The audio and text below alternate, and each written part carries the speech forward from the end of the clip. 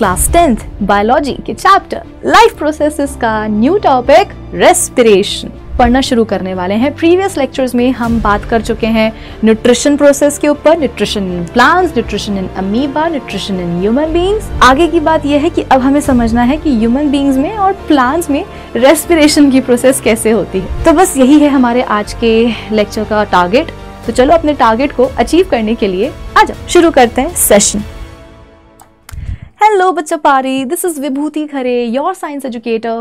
Welcome to my channel science club by Vibhuti ma'am. और आज के इस लेक्चर से हम स्टार्ट करने जा रहे हैं क्लास 10th बायोलॉजी के चैप्टर लाइफ प्रोसेसेस का न्यू टॉपिक रेस्पिरेशन।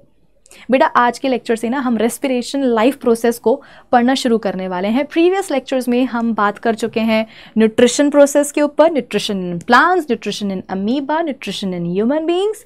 ये सब कुछ हम पढ़ चुके हैं। इन सारे लिविंग ऑर्गेनिजम्स में न्यूट्रिशन की प्रोसेस कैसे होती है वो हमें समझ में आ चुका है। अब हम आगे की बात करते हैं। आगे की बात यह है कि अब हमें समझना है कि ह्यूमन बीइंग्स में और प्लांट्स में रेस्पिरेशन की प्रोसेस कैसे होती है। तो बेटा हम स्टार्ट करते हैं अपने साथ, यानी कि हम सबसे पहले ह्यूमन बीइंग्स में रेस्पिरेशन की प्रोसेस कैसे होती है हम ये समझेंगे, और फिर इसके बाद में जो हमारे अपकमिंग लेक्चर्स होंगे उनमें हम प्लांट्स को भी डिस्कस कर लेंगे। ऑलराइट, तो बस यही है हमारे आज के लेक्चर का टारगेट। तो चलो अपने टारगेट को अचीव करने के लिए आ जाओ, शुरू करते हैं सेशन। और हाँ, इससे पहले कि मैं आपको पढ़ाना शुरू करूं, अगर ये वीडियो आपको अच्छी लगे, आपको मैम का पढ़ाया हुआ अच्छे से समझ में आ जाए, तो वीडियो को लाइक ज़रूर कर देना। अपने बाकी सारे फ्रेंड्स और क्लासमेट्स में शेयर भी कर देना, ये बहुत ज़रूरी है करना। और हाँ, चैनल पर अगर नए हो तो सब्सक्राइब करके भी ज़रूर जाना। चलो अब हम स्टार्ट करते हैं रेस्पिरेशन को समझना। मान लो कि तुम में से किसी एक बच्चे को मैंने बुलाया कि बेटा ज़रा इधर आओ और मुझे बताओ कि रेस्पिरेशन से तुम्हें क्या समझ में आता है। तो वो बच्चा बोलेगा कि अरे मैम इतना इजी पीजी क्वेश्चन पूछ लिया आपने, पूछना था तो थोड़ा सा और डिफ़िकल्ट क्वेश्चन पूछते। मैम ये तो हम बचपन से पढ़ते आ रहे हैं, रुको हम आपको एक्सप्लेन करते हैं। तो बच्चे ने मुझे एक्सप्लेन किया कि मैम देखिए ऐसा है कि हमारी बॉडी में ना ऑक्सीजन की रिक्वायरमेंट होती है, और ये जो सराउंडिंग एयर है इसमें ढेर सारी ऑक्सीजन है। तो हम क्या करते हैं ना, हम सराउंडिंग एयर से ऑक्सीजन को अपनी बॉडी के अंदर ले लेते हैं। हम बेसिकली इनहेल करते हैं, जिससे कि ऑक्सीजन आ जाती है बॉडी के अंदर, बॉडी के अंदर भी स्पेसिफिकली कहाँ, लंग्स में। ठीक है, फिर बच्चे ने मुझसे ये भी कहा कि मैम हमारी बॉडी में ना एक गैस बनती है, कार्बन डाइऑक्साइड गैस। अब वो क्यों बनती है एग्जैक्टली हमें तो नहीं पता है, बट हाँ इतना ज़रूर पता है कि कार्बन डाइऑक्साइड गैस बनेगी और ये गैस बॉडी के लिए अच्छी नहीं है, तो इसको हमें बॉडी से बाहर निकालना पड़ता है। तो हम क्या करते हैं, हम एक्सहेल कर देते हैं, जिससे कि जो लंग्स में कार्बन डाइऑक्साइड गैस भरी होती है वो बाहर आ जाती है, सराउंडिंग एयर में चली जाती है। मैम यही तो है रेस्पिरेशन, क्या बड़ी बात है इसमें। मैम ये तो अपन ने प्रोसेस 5 मिनट में ख़त्म कर दी मैम, चलो अपन बात करते हैं अगली लाइफ प्रोसेस के ऊपर, है ना। देखो मैं ये तो नहीं बोलूँगी कि बच्चे ने जो एक्सप्लेन किया है वो एंटायरली रॉन्ग है, पर मैं ये भी नहीं बोल सकती कि बच्चे ने जो मुझे एक्सप्लेन किया है वो बिल्कुल सही है। ऐसा क्यों, देखो मैं बताती हूँ आपको। बेटा हमारी बॉडी और सराउंडिंग एयर के बीच में ये जो गैशियस एक्सचेंज होता है, गैशियस एक्सचेंज का मतलब समझते हो ना, एक्सचेंज का मतलब पता है ना क्या होता है। जैसे कि मान लो कि तुमको मैंने एक डेयरी मिल्क दी है, बदले में तुम मुझे किटकैट दे दो, तो हमारे बीच में क्या हुआ, चॉकलेट्स का एक्सचेंज हुआ कि मैंने तुम्हें डेयरी मिल्क दी और बदले में तुमने मुझे किटकैट दे दी, तो हमारे बीच में चॉकलेट्स का एक्सचेंज हुआ। ठीक वैसे ही हमारी बॉडी और सराउंडिंग एयर के बीच में ना बच्चों गैसेस का एक्सचेंज होता है।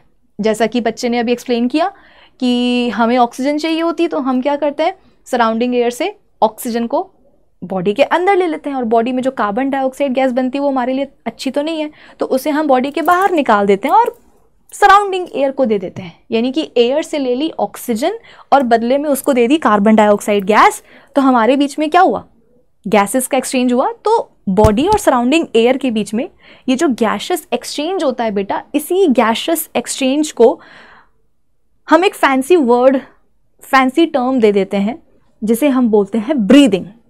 अब ये ब्रीदिंग कुछ बहुत ही नया टर्म नहीं है आपके लिए, आपने ऑलरेडी सुन रखा होगा, यूज़ भी किया होगा। ठीक है, तो बॉडी और सराउंडिंग एयर के बीच में जो गैशियस एक्सचेंज की प्रोसेस होती है, इसी को हम बोलते हैं ब्रीदिंग।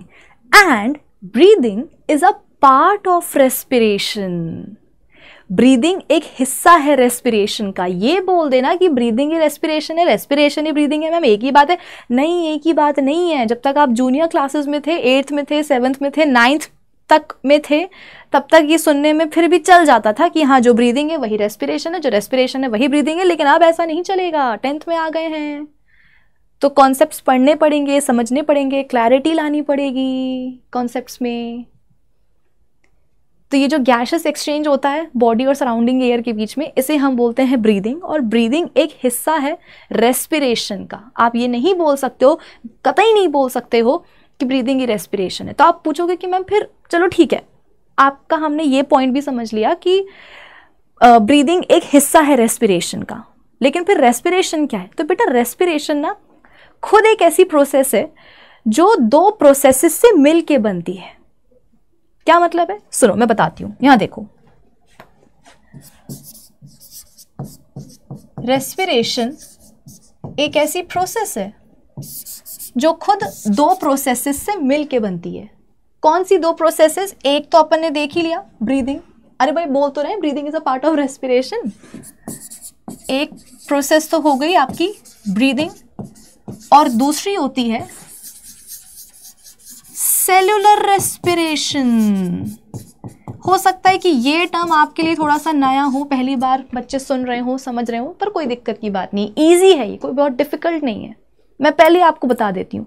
देखो लाइफ प्रोसेसेस चैप्टर की ना बेटा ब्यूटी ही यही है कि दिखने में, पढ़ने में लगेगा कि बाप रे कितना बड़ा चैप्टर है ये, कितने सारे टॉपिक्स हैं, कितने सारे कॉन्सेप्ट्स हैं। लेकिन जो टॉपिक्स हैं, जो कॉन्सेप्ट्स हैं, वो बड़े प्यारे हैं, ईजी हैं। ध्यान से सुनोगे, समझोगे तो समझ में आ जाते हैं। तो कॉन्सेप्ट्स बहुत सारे हैं बट इंटरेस्टिंग भी हैं। भाई अपने बॉडी के बारे में इस चैप्टर में आपको जानने के लिए मिल रहा है कि बॉडी में कैसे हो रही है डाइजेशन की प्रोसेस, बॉडी में कैसे हो रही है रेस्पिरेशन की प्रोसेस, बॉडी में कैसे जो है यूरिन का फॉर्मेशन हो रहा है, किस तरीके से हार्ट ब्लड को पंप कर रहा है। तुम्हें अगर अपनी बॉडी के बारे में जानने के लिए इतना सब कुछ मिल रहा है तो वो इंटरेस्टिंग तो होगा ना, ऑब्वियसली होगा। तो मैंने क्या बोला, वापस आते हैं रेस्पिरेशन पर, ठीक है। So breathing is a part of respiration. Respiration एक ऐसी लाइफ प्रोसेस है जो खुद दो प्रोसेसेस से मिलके बनती है। कौन सी दो प्रोसेसेस? एक ये हो गई ब्रीदिंग और दूसरी ये हो गई प्रोसेस जिसे हम बोलते हैं सेलुलर रेस्पिरेशन। यानी कि और आसान शब्दों में समझते जाओ कि जब हमारे शरीर में, बॉडी में ब्रीदिंग एंड सेलुलर रेस्पिरेशन की प्रोसेस होती है, जब ये दोनों प्रोसेसेस बॉडी में चलती हैं, तब जाकर के हम बोलते हैं कि बॉडी में क्या हो रहा है, रेस्पिरेशन लाइफ प्रोसेस चल रही है। तो ये दोनों मिलके क्या करेंगी बेटा, रेस्पिरेशन को बनाएंगी। ओके। अब ये जो ब्रीदिंग है बेटा, इसके बारे में हम, आप बोलोगे कि मैम बात नहीं करेंगे क्या? अरे बिल्कुल करेंगे, बिल्कुल करेंगे भाई, लेकिन आज नहीं करेंगे। भाई सिलेबस में है तो बात तो करनी पड़ेगी, लेकिन आज नहीं करेंगे, अगले लेक्चर में करेंगे, ठीक है। क्योंकि देखो बेसिक जो है इसका तुम्हें पता ही है। अरे पता है कि नहीं? अभी तो हमने डिस्कस किया कि बॉडी और सराउंडिंग एयर के बीच में जो गैसेस एक्सचेंज चलता है, कि ऑक्सीजन ले ली, कार्बन डाइऑक्साइड दे दी, उसी को ब्रीदिंग बोलते हैं। इतना तो आपको पता है। अब इसका एक छोटा सा मैकेनिज्म भी होता है कि किस तरीके से ऑक्सीजन लंग्स में आ रही है, कैसे लंग्स की कार्बन डाइऑक्साइड बाहर निकल रही है। छोटा सा मैकेनिज्म होता है बेटा ब्रीदिंग का। उसके ऊपर बोर्ड एग्जाम में कई बार सवाल बन चुके हैं कि explain the mechanism of breathing. तो इसीलिए आज के लेक्चर में हम इसके ऊपर बात नहीं करेंगे, इसको अपन सेपरेट लेक्चर में समझेंगे, ठीक है। लेकिन फिर आज क्या करेंगे, आज हम बात करेंगे सेकेंड प्रोसेस के ऊपर, जो आपके लिए नई है। और जब कोई चीज़ नई होती है तो वो डिफ़िकल्ट भी लगती है दूर से देखने पर, है ना। और मेरी बेटा हमेशा से ना स्ट्रैटेजी ही यही रही है, चाहे तुम्हें पढ़ाना हो या खुद को पढ़ना हो। मतलब जब मैं अपनी स्टूडेंट लाइफ में थी तो मेरा मानना ये था कि मैंने चैप्टर खोला, मैंने उसके टॉपिक्स देखे, और मान लो 10 टॉपिक्स हैं, 10 में से मुझे लगा कि ये जो 7 टॉपिक्स हैं ये तो इजी हैं, ये थोड़ा बहुत मुझे पता है इनके बारे में, मुझसे बन जाएंगे। लेकिन जो रिमेनिंग 3 टॉपिक्स हैं, यार ये तो बहुत बड़े हैं, बहुत डिफिकल्ट लग रहे हैं, कैसे बनेंगे। तो मैं सबसे पहले उन तीनों टॉपिक्स को ही पढ़ती थी कि जो बन रहा है, जो आसान है वो तो बन ही जाएगा, लेकिन जो नहीं बन रहा है सबसे पहले उसको पकड़ो, उसको देखो, उसको पढ़ो, तो आगे की जो प्रोसेस है वो अपने आप तुम्हारी जो है वो स्मूथ हो जाएगी। ठीक है, तो आज अपन बात करेंगे बच्चों सेलुलर रेस्पिरेशन के ऊपर। इसके ना 2 टाइप्स होते हैं, ज़्यादा नहीं, बस 2 ही टाइप्स होते हैं। एक होता है एरोबिक सेलुलर रेस्पिरेशन, शॉर्ट में आप उसको एरोबिक रेस्पिरेशन बोल सकते हो। दूसरा टाइप होता है एनारोबिक सेलुलर रेस्पिरेशन, शॉर्ट में आप उसको भी एनारोबिक रेस्पिरेशन बोल सकते हो। यानी कि सेलुलर रेस्पिरेशन के 2 टाइप्स होते हैं, एरोबिक एंड एनारोबिक। ये भी आज अपन पढ़ेंगे। भाई पूरा टॉपिक पढ़ेंगे ना, तो इसके जो टाइप्स हैं वो भी पढ़ लेंगे। क्या दिक्कत की बात है? कोई दिक्कत की बात नहीं है। ठीक है, लेकिन टाइप्स को पढ़ने के पहले बेटा इसका बेसिक मैं आपको समझा देती हूँ कि सेलुलर रेस्पिरेशन का देखो मतलब क्या है। आ जाओ बात करते हैं सेलुलर रेस्पिरेशन के ऊपर। इसके लिए मुझे ना हमारी बॉडी का एक सेल चाहिए। आप बोलोगे कि मैम कौन सा सेल? अरे कोई भी सेल चल जाएगा, क्योंकि हमारी बॉडी में जितने भी सेल्स हैं बेटा, सब में क्या होती है? ये प्रोसेस होती है, सेलुलर रेस्पिरेशन की प्रोसेस सब में होती है। तो बॉडी का हम रैंडमली कोई भी सेल उठा लेंगे। ठीक है, ये उठा लिया, ये है अपनी बॉडी का सेल, सुंदर सा। ठीक है, चलो इसको अपन और सुंदर बनाते हैं, और इसके अंदर हम इसका साइटोप्लाज्म भी ड्रॉ कर देते हैं। ये रहा साइटोप्लाज्म। ऑलराइट, अब इतना सुंदर बना ही रहे हैं तो एक काम और कर लेते हैं, न्यूक्लियस भी भाई बना ही देते हैं। हालांकि अभी हमें सेलुलर रेस्पिरेशन को समझने के लिए न्यूक्लियस का कोई काम नहीं है, लेकिन फिर भी बना तो दे ही देते हैं, क्या चला जाएगा। ये रहा न्यूक्लियस, सेंट्रली लोकेटेड। भाई एनिमल सेल में तो न्यूक्लियस कहाँ पाया जाता है? सेल के सेंटर में ही पाया जाता है ना। क्लास 9th में अभी तुम पढ़ के आए हो कि नहीं आए हो कि एनिमल सेल में न्यूक्लियस कहाँ पाया जाएगा? सेल के सेंटर में पाया जाएगा। ठीक है, तो हम कौन है बेटा? हम भी तो जानवर ही हैं, इंसान भी तो जानवर ही होता है। हमारे अंदर जो सेल्स हैं वो कौन से? एनिमल सेल्स ही तो हैं। तो न्यूक्लियस कहाँ होगा? सेंट्रली लोकेटेड होगा। ठीक है, चलो तो हाँ, सबसे पहले मैं ये लिख दूं कि ये मैंने बनाया क्या है, वरना कुछ बच्चे यहीं पर अटक जाते हैं कि मैम ये आपने बनाया क्या था। बेटा ये अपनी बॉडी का सेल है, बॉडी सेल है। ठीक है, ये उसका साइटोप्लाज्म हो गया। अच्छा बेटा, ये जो मैंने इसकी आउटर मोस्ट कवरिंग बनाई है, ये जो दिख रही है आउटर मोस्ट कवरिंग, ये कौन सी है? सेल वॉल है क्या? नहीं। अरे एनिमल सेल्स में सेल वॉल कहाँ होती है भाई? सेल मेम्ब्रेन होती है, आप उसको प्लाज्मा मेम्ब्रेन भी बोल सकते हो। तो इस सेल की जो मैंने आउटर मोस्ट कवरिंग बनाई है, ये वाली, ये सेल वॉल नहीं है, this is a cell membrane. ठीक है, और ये इसका सुंदर सा न्यूक्लियस भी है। अब 9th में आपने बेटा ये भी पढ़ रखा होगा कि जो सेल का जो साइटोप्लाज्म होता है, इसमें बहुत सारे सेल ऑर्गेनल्स होते हैं। डेफिनेटली होते हैं, कोई इसमें बहुत वो वाली बात नहीं है ना, होते हैं, कई सारे सेल ऑर्गेनल्स होते हैं। लेकिन अभी हम सारे सेल ऑर्गेनल्स के बारे में बात नहीं करेंगे। ठीक है, अभी हम सारे सेल ऑर्गेनल्स के बारे में बात नहीं करेंगे। अभी हम केवल उस सेल ऑर्गेनल की बात करेंगे जिससे हमें काम है, जिससे हमें मतलब है, और वो है माइटोकॉन्ड्रिया। ठीक है, थोड़ा सा और बड़ा बनाएंगे क्योंकि हमें मतलब है ना इससे, इसलिए हम मतलब ही हैं। चलो रुको, क्या तुम्हें ये दिख रहा है? हाँ बिल्कुल दिख रहा है, सुंदर दिख रहा है। चलो, तो ये मैंने बनाया माइटोकॉन्ड्रिया। जितनी भी मुझ में कला है सारी मैं आज ही दिखाऊंगी तुम्हें। ठीक है, चलो। अच्छा एक चीज़ और, पता नहीं तुम लोगों ने 9th में पढ़ा है कि नहीं पढ़ा है। अगर मुझसे पढ़ा होगा तो पता ही होगा, नहीं पढ़ा है तो हो सकता है ना भी पता हो, कोई बात नहीं, मैं अभी बता देती हूँ। जो सिंगुलर होता है बेटा उसको अपन बोलते हैं माइटोकॉन्ड्रियन, और जब बहुत सारे माइटोकॉन्ड्रियन आ जाते हैं तो अपन बोलते हैं क्या? माइटोकॉन्ड्रिया। तो सिंगुलर होता है माइटोकॉन्ड्रियन, प्लूरल होता है माइटोकॉन्ड्रिया। ठीक है, तो ये क्या है? माइटोकॉन्ड्रियन।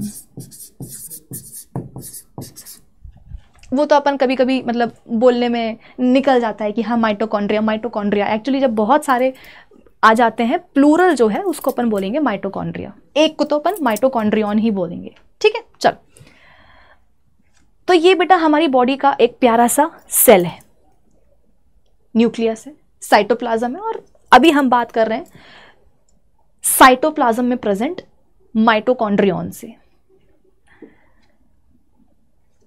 अभी अभी हमने पिछले लेक्चर्स में न्यूट्रिशन की प्रोसेस पढ़ी थी ना, ये मत बोलना कि मैम नहीं पढ़ी बेटा। ये बात वही बच्चा बोलेगा जिसने प्रीवियस लेक्चर्स मेरे नहीं लगाए होंगे, ठीक है। तो अगर आप चैनल पर नए हो, सीधे आकर के यही वाला वीडियो देखने लग गए हो तो ठीक है, देख लो, रेस्पिरेशन की जो प्रोसेस है उसको आप कंप्लीट कर लो, लेकिन हाँ इसके बाद में जो न्यूट्रिशन की प्रोसेस है जिसके ऊपर मैंने कई सारे लेक्चर्स बनाए हुए हैं बेटा, उनको भी जाकर के देख लेना, ठीक है। तो अभी अभी हमने कुछ दिनों पहले प्रीवियस लेक्चर्स में देखा है कि बॉडी में न्यूट्रिशन की प्रोसेस कैसे होती है, ठीक है, कैसे होता है इंजेशन, कैसे होता है डाइजेशन, अब्जॉर्प्शन, एसिमिलेशन, इजेशन, ये सब कुछ हम देख चुके हैं, ठीक है। तो हमें पता है ना बॉडी में ग्लूकोज कैसे बनता है, कि जैसे कि मान लो कि हमने रोटी खाई है, ठीक है, चावल खाया है, फुल डाइट ली है, चलो, तो बेसिकली उस डाइट में क्या था, कार्बोहाइड्रेट्स थे, ठीक है। स्मॉल इंटेस्टाइन में क्या हुआ, डाइजेशन हुआ कार्ब्स का, ग्लूकोज बना। अब वो ग्लूकोज बेटा ज़िंदगी भर स्मॉल इंटेस्टाइन में तो नहीं रहेगा, वो बाहर आएगा, कहाँ बाहर आएगा, बॉडी के बाहर आ जाएगा क्या, नहीं, वो बॉडी के अंदर ही रहेगा, स्मॉल इंटेस्टाइन से बाहर निकल करके कहाँ जाएगा, ब्लड स्ट्रीम में आ जाएगा, ठीक है। मैं काम करती हूँ ना, यहाँ पे मैं ड्रॉ भी करती जाती हूँ कि जैसे कि मान लो ये आपकी स्मॉल इंटेस्टाइन है, ठीक है, और ये आपकी ब्लड वेसल है जिसमें कि ऑब्वियसली क्या होगा, ब्लड फ्लो होगा, ठीक है। चलो, तो यहां पर क्या हुआ, ये समझ में आ रहा ना, ये स्मॉल इंटेस्टाइन है। ये मत बोलना कि मैम आपने वो बना दिया है, अर्थवर्म बना दिया है, केंचुआ बना दिया। मैम केंचुआ नहीं है बेटा, ये स्मॉल इंटेस्टाइन है, शॉर्ट में लिख रही हूँ, ठीक है, स्मॉल इंटेस्टाइन। ऐसा यूनिट मत समझ लेना कि मैम ये क्या बनाई है आपने, किसकी बनाई है आपने ऐसा यूनिट, अरे स्मॉल इंटेस्टाइन है यार, भावनाओं को समझो मेरी, ठीक है। तो यहाँ पर क्या हुआ, कार्ब्स का हुआ डाइजेशन, क्या बन गया, अपना गुल्लू बन गया, ग्लूकोज बन गया। अब जिंदगी भर तो यहाँ पर रहेगा नहीं कि मैं तो यही बना हूँ तो मैं यही रहूँगा, नहीं, ये बाहर निकलेगा और कहाँ आ जाएगा, इंटेस्टाइन से, स्मॉल इंटेस्टाइन से निकल करके ब्लड स्ट्रीम में आ जाएगा। अब देखो जो अपना प्यारा ब्लड है बेटा, ठीक है, जो अपना ब्लड है, इसका तो हर जगह व्यवहार होता है। हर जगह व्यवहार होने का मतलब क्या है कि भाई ब्लड तो पूरी बॉडी में फ्लो करेगा ना, है, पूरी बॉडी में फ्लो करेगा। वो बोलेगा मैं यहाँ भी जाऊँगा, मैं वहाँ भी जाऊँगा, मैं ये चाहे ये करूँ, मैं चाहे वो करूँ, कौन ही मुझे रोक सकता है, कोई मुझे नहीं रोक सकता है। तो ब्लड बोलेगा कि यार गुल्लू तुम आ तो गए हो मेरे अंदर, लेकिन मैं एक जगह नहीं रहूँगा, मैं तो पूरी बॉडी में फ्लो करूँगा। पूरी बॉडी में फ्लो करने का मतलब क्या है कि मैं तो हर एक बॉडी सेल तक जाऊँगा। भाई मेरा तो व्यवहार ही ऐसा है ना, मैं तो सबसे बना के रखता हूँ, क्या पता कब किससे काम आ जाए, तो मैं तो पूरी बॉडी में फ्लो करूँगा, मैं तो हर एक बॉडी सेल के लेवल तक जाऊँगा, क्या करना है बताओ। तो गुल्लू बोलेगा कि अरे दोस्त, अरे मेरे दोस्त, मैं यही तो चाहता हूँ कि तुम मुझे हर एक बॉडी सेल के अंदर छोड़ के आ जाओ, क्योंकि देखो मेरे पास पाँव तो है नहीं, है ना मेरे पास पंख हैं कि मैं उड़ के चला जाऊं, मैं चल के चला जाऊं, और ना स्पर्म की तरह मेरे पास टेल है कि मैं विगल विगल विगल करके हर एक बॉडी सेल तक पहुंच जाऊं। तो मेरी मजबूरी है भाई, मेरी मजबूरी है। अच्छी बात है, मैं जानबूझ के जो है तुम्हारे अंदर आया हूं, ताकि जब तुम हर एक बॉडी सेल के लेवल तक जाओ तो मुझे हर एक बॉडी सेल के अंदर छोड़ के आ जाओ। तो ब्लड बोलता है कि मुझे क्या टेंशन है, मुझे क्या लोड है, आ जाओ आ जाओ आ जाओ। तो मान लो बेटा कि ब्लड कहाँ पहुंचा, इस बॉडी सेल के लेवल तक पहुंचा, ठीक है। ब्लड जो है कहाँ तक आ गया है, इस बॉडी सेल के लेवल तक आ गया है। अब इसके अंदर जो गुल्लू है वो क्या होगा बेटा, गुल्लू आ जाएगा उचक के बॉडी सेल के अंदर, क्योंकि वो तो चाहता ही था, हर एक बॉडी सेल के अंदर जाना चाहता है कौन, गुल्लू, ग्लूकोज। तो ब्लड आया और ब्लड के अंदर गुल्लू था, ग्लूकोज था, तो वो उचक के कहाँ आ गया, बॉडी सेल के अंदर आ गया। अच्छा, अभी अभी हमने कुछ देर पहले ब्रीदिंग के ऊपर थोड़ा सा डिस्कशन किया था कि हम क्या करते हैं, सराउंडिंग एयर से ऑक्सीजन को बॉडी के अंदर लेते हैं। बॉडी के अंदर भी तुमसे मैंने कहा था कि स्पेसिफिकली कहाँ कहाँ आएगी ऑक्सीजन बॉडी के अंदर? किडनी में जाएगी क्या? नहीं, सबसे पहले वो जाएगी लंग्स में, फेफड़ों में। अब लंग्स में ऑक्सीजन आ गई, अब क्या वो बैठी रहेगी क्या कि मैं तो आई हूं तो मैं यहीं बैठी रहूंगी? नहीं, अरे लंग्स से भाई बाहर भी तो निकलना पड़ेगा ऑक्सीजन को। कहाँ निकलेगी वो? आएगी अरे ब्लड स्ट्रीम में। हर चीज बेटा घूम फिर के ना ब्लड में ही आती है। तो चलो यहां पर मैं वो भी ड्रॉ कर ही देती हूं। ये मैंने सुंदर से बनाए हैं 2 फेफड़े जो बन नहीं पाए हैं। रुको अभी फिर से हम ट्राई करेंगे। नाशपाती क्यों बन रहा है ये? अरे वैसे ही बन नहीं रहा है, ऊपर से ये और नाटक कर रहा है बोर्ड। लंग्स दिख तो रहे हैं बेटा कि नहीं दिख रहे हैं? मान के चलो कि ये तुम्हारे फेफड़े हैं। आप बोलोगे कि मैम इतने पिंक? बेटा पिंक ही होते हैं, वो तो जो पीते हैं ना उनके हो जाते हैं काले काले गंदे से, अपने तो पिंक ही हैं। चलो लड़कियां खुश हो जाएंगी इसी बात पे। कोई बात नहीं बेटा, हो लो खुश, हो लो। तो ये बहुत ही अजीब तरीके से मैंने लिख दिया है कि लंग्स में क्या है? ऑक्सीजन है। हमने इनहेल किया सराउंडिंग एयर से, ऑक्सीजन कहाँ आ गई? हमारे लंग्स में आ गई। अब ये यहाँ तो नहीं बैठी रहेगी, ये कहाँ जाएगी? ये जाएगी ब्लड स्ट्रीम में, ब्लड में आ जाएगी। अब ब्लड बोलेगा कि यार जिसको देखो वो मुंह उठा करके मेरे अंदर आ जाता है। कोई ये समझता क्यों नहीं है कि मैं पूरी बॉडी में फ्लो करता हूँ। मेरा हर एक सेल के साथ, बॉडी सेल के साथ जो है वो व्यवहार है। मैं हर एक बॉडी सेल के पास जाता हूँ। जिसको देखो वो खाली गाड़ी समझ करके आके बैठ जाता है वो चक्कर के है। ग्लूकोज आया था, चलो ठीक है, ग्लूकोज का आना तो फिर भी लॉजिक बनता है कि उसको जो है हर एक बॉडी सेल के अंदर जाना ही है, तो इसलिए वो आ गया। ऑक्सीजन तुम क्यों आ गई मुंह उठा करके? तो ऑक्सीजन बोलती है कि अरे भाई तो मेरे को भी तो हर एक बॉडी सेल तक जाना है। तो बोलता है अच्छा तुमको भी जाना है क्या? ये ब्लड बोला तो ऑक्सीजन बोलती है और नहीं तो क्या, वरना तुम्हें क्या लगता है मैं क्यों आती तुम्हारे अंदर आए बड़े। तो कुल मिलाकर के इंटेस्टाइन से ग्लूकोज आ गया ब्लड में, और लंग्स से जो ऑक्सीजन है बेटा वो भी कहाँ आ गई? ब्लड में आ गई। और ब्लड से क्या होगा? देखो ये अपन ने देख ही लिया कि जैसे ही ब्लड आया इस बॉडी सेल के लेवल तक, जो ग्लूकोज था वो कहाँ आ गया? सेल के अंदर आ गया। ठीक है, यहाँ पे मैं लिख दूं, ये आ गया ग्लूकोज सेल के अंदर। अरे ग्लूकोज आ गया सेल के अंदर, और जो ऑक्सीजन थी ब्लड में वो भी आ गई सेल के अंदर। तो फाइनली क्या हुआ बेटा? फाइनली सेल के अंदर, बॉडी सेल में, कहां? साइटोप्लाज्म में। फिलहाल अभी हम बात कर रहे हैं साइटोप्लाज्म की, ठीक है ना। तो बॉडी सेल का जो साइटोप्लाज्म है उसमें 2 चीजें आ गई हैं, गुल्लू आ गया और ऑक्सीजन आ गई है। ठीक है, अब आप बोलोगे कि मैम अब क्या करेंगे, डांस करेंगे? नहीं, डांस नहीं करेंगे। अब आएगी ग्लूकोज की मजे। मान लो कि यहां पर बेटा अभी हम बात कर रहे हैं कि ग्लूकोज का ना केवल एक ही मॉलिक्यूल आया है। वैसे तो बहुत सारे मॉलिक्यूल्स आएंगे, बट एक मॉलिक्यूल की कहानी समझ लो, उसका फेट समझ लो, उसका फ्यूचर समझ लो, तो बाकी जो ग्लूकोज के मॉलिक्यूल्स का जो फ्यूचर है वो तुम्हें अपने आप समझ में आ जाएगा। ठीक है, ग्लूकोज का एक मॉलिक्यूल आ गया और ऑक्सीजन आ गई कहाँ? सेल के साइटोप्लाज्म में। अब जैसे ही ऑक्सीजन आई सेल के साइटोप्लाज्म में, उसने देखा किसको? ग्लूकोज का। उसको अगर दिमाग खराब कर दी, ये कहाँ से आ गया? अभी मैं इसको जाकर के मजे चखाती हूँ। तुमने शिनचैन देखा है? शिनचैन, उसमें वो क्या करती है उसकी मम्मा, जब भी शिनचैन कुछ हरकत करता है तो उसका सर पकड़ करके ऐसे ऐसे कर देती है, बस ऑक्सीजन जाएगी। उसको पता नहीं क्या गुस्सा है ग्लूकोज से। ग्लूकोज पूछता भी है कि अरे भाई मेरे को मार क्यों रही हो? तो ऑक्सीजन बोलती है कि नहीं, तुम्हारी शक्ल ही हमें पसंद नहीं है, तुमको तो हम अभी जाकर के बताते हैं। तो ऑक्सीजन जाएगी बेटा और ग्लूकोज को उठा करके तोड़ देगी, जैसे शिनचैन की मम्मा तोड़ती है उसको, वैसे ही ऑक्सीजन उठा करके ग्लूकोज को तोड़ देगी। ठीक है, अब तोड़ेगी तो कुछ ना कुछ तो बनेगा ना बेटा। क्या बन जाएगा? यहां पर बन जाएगा पायरुवेट। कलर दिख रहा है? दूसरा कलर बनाऊंगी, मजे नहीं आई मुझे।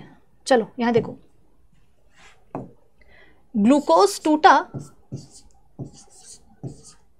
पायरुवेट में। अब आप बोलोगे कि मैम ये पायरुवेट क्या होता है? कंपाउंड ही है बेटा, जैसे ग्लूकोज एक कंपाउंड है वैसे पायरुवेट भी एक कंपाउंड है। ठीक है, तो दोनों चीजें आ गई, गुल्लू आ गया, ऑक्सीजन आ गई बॉडी सेल के साइटोप्लाज्म में, और आकर के ऑक्सीजन ने ग्लूकोज को तोड़ दिया कि ले अस्सी को तस्सी तेरी।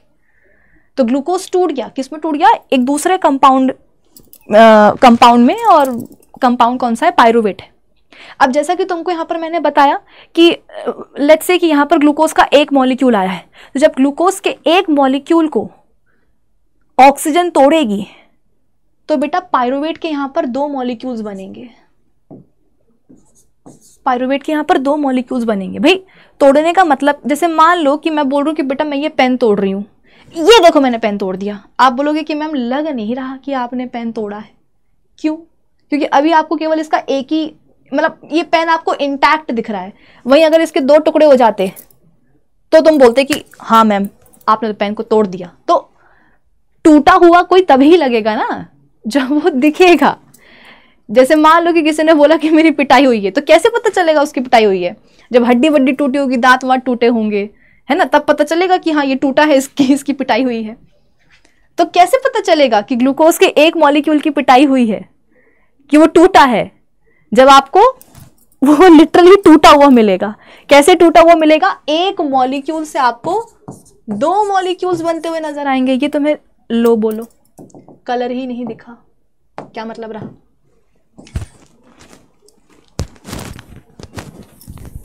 एक मिनट आओ।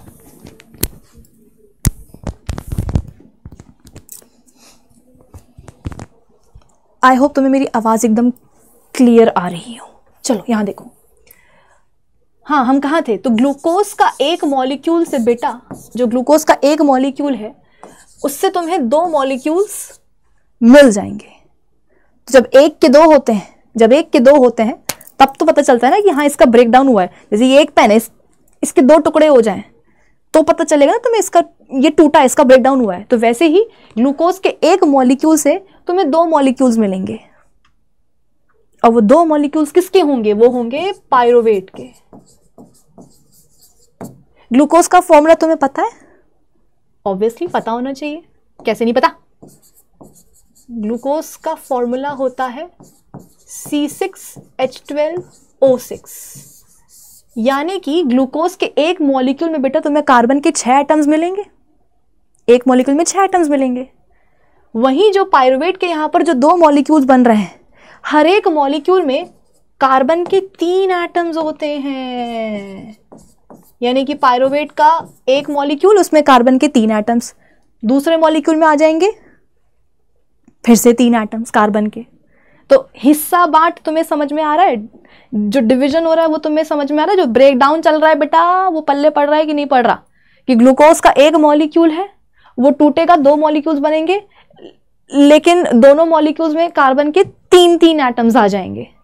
तो जाहिर सी बात है इन 3-3 कार्बन एटम्स वाले मॉलिक्यूल्स को अपन ग्लूकोज के मॉलिक्यूल्स तो नहीं बोलेंगे, इनको अपन क्या बोलेंगे? इनको दूसरे कंपाउंड के मॉलिक्यूल्स बोलेंगे। वो दूसरा कंपाउंड कौन है? वो है पायरुवेट।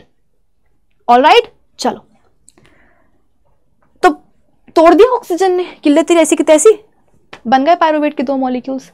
अब ये पायरुवेट के 2 मॉलिक्यूल्स अपनी जान बचा करके, पायरुवेट के 2 मॉलिक्यूल्स अपनी जान बचा करके छुपते फिरेंगे, भागते फिरेंगे कि हे भगवान अगर ऑक्सीजन के सामने और रहे तो ये और तोड़ देगी, भागो। तो ये भागते भागते भागते भागते बेटा पता है कहाँ आ जाएंगे? ये आ जाएंगे माइटोकॉन्ड्रियन के अंदर। अरे भाई जान बचाने के लिए इंसान कहीं तो छुपता है ना। मैं तुम्हें आऊं मारने के लिए तो तुम कहीं ना कहीं तो जाके छुपोगे ना। तो पायरुवेट के जो 2 मॉलिक्यूल्स बने, उन्होंने बोला कि यार अभी भी समय है, जान बचा के निकल लेते हैं, है ना, कहीं छुप जाते हैं, वरना ऑक्सीजन तो है ही आज बिल्कुल तोड़ने के चक्कर में, और अगर सामने आ गए इसके तो बिल्कुल ही है ना जोरदार पिटाई हो जाएगी। मतलब पिटाई तो हो चुकी है, कहीं मार ही ना डाले। तो ये छुपते छुपाते कहाँ पहुंच गए? माइटोकॉन्ड्रियन के अंदर पहुंच गए। ऑक्सीजन भी देखो कम नहीं है, तुम ऑक्सीजन को कम मत समझना। ऑक्सीजन बोलेगी अच्छा बेटा, ओहो मुझसे जो है क्या कर रहे हैं, वो भाग रहे हैं, मुझसे डर के भाग रहे हैं, मुझसे छुप रहे हैं, ऐसी की तैसी, ऐसे कैसे? ऑक्सीजन भी पहुंच जाती है माइटोकॉन्ड्रियन के अंदर, वो कम थोड़ी है भाई। अगर पायरुवेट के 2 मॉलिक्यूल्स आ सकते हैं इसके अंदर तो ऑक्सीजन नहीं आ सकती क्या? ऑक्सीजन भी चली आई। और जैसे ही इस बार ऑक्सीजन आई, अब इसने बोला कि बेटा तुमको हम छोड़ेंगे नहीं, है तुम हमसे भागते हुए आए ना, छुपते हुए आए माइटोकॉन्ड्रियन के अंदर, मुझे भी भागते भागते आना पड़ा इसके अंदर, अब तो मुझे और गुस्सा आ गई है, अब मैं तुमको और नहीं छोड़ूंगी। और बेटा ऑक्सीजन फिर माइटोकॉन्ड्रियन के अंदर आकर के पायरुवेट के 2 मॉलिक्यूल्स की और पिटाई करती है और तोड़ देती है, जिससे कि अल्टीमेटली क्या होता है? बन जाता है क्या बन जाता है? बन जाता नहीं, बन जाती है अल्टीमेटली कार्बन डाइऑक्साइड गैस। ठीक है, अल्टीमेटली बनती है कार्बन डाइऑक्साइड गैस। कलर दिख रहा है? नहीं दिख रहा। क्या करा जाए, दूसरा कलर लेते हैं। कलर दिख रहा है? हाँ। कार्बन डाइऑक्साइड गैस, बनता है पानी और निकलती है एनर्जी। तो ऑक्सीजन ने बोला कि बेटा तुम रुको, है तुम रुको। तो यहां पर आ गए पायरुवेट के मॉलिक्यूल्स,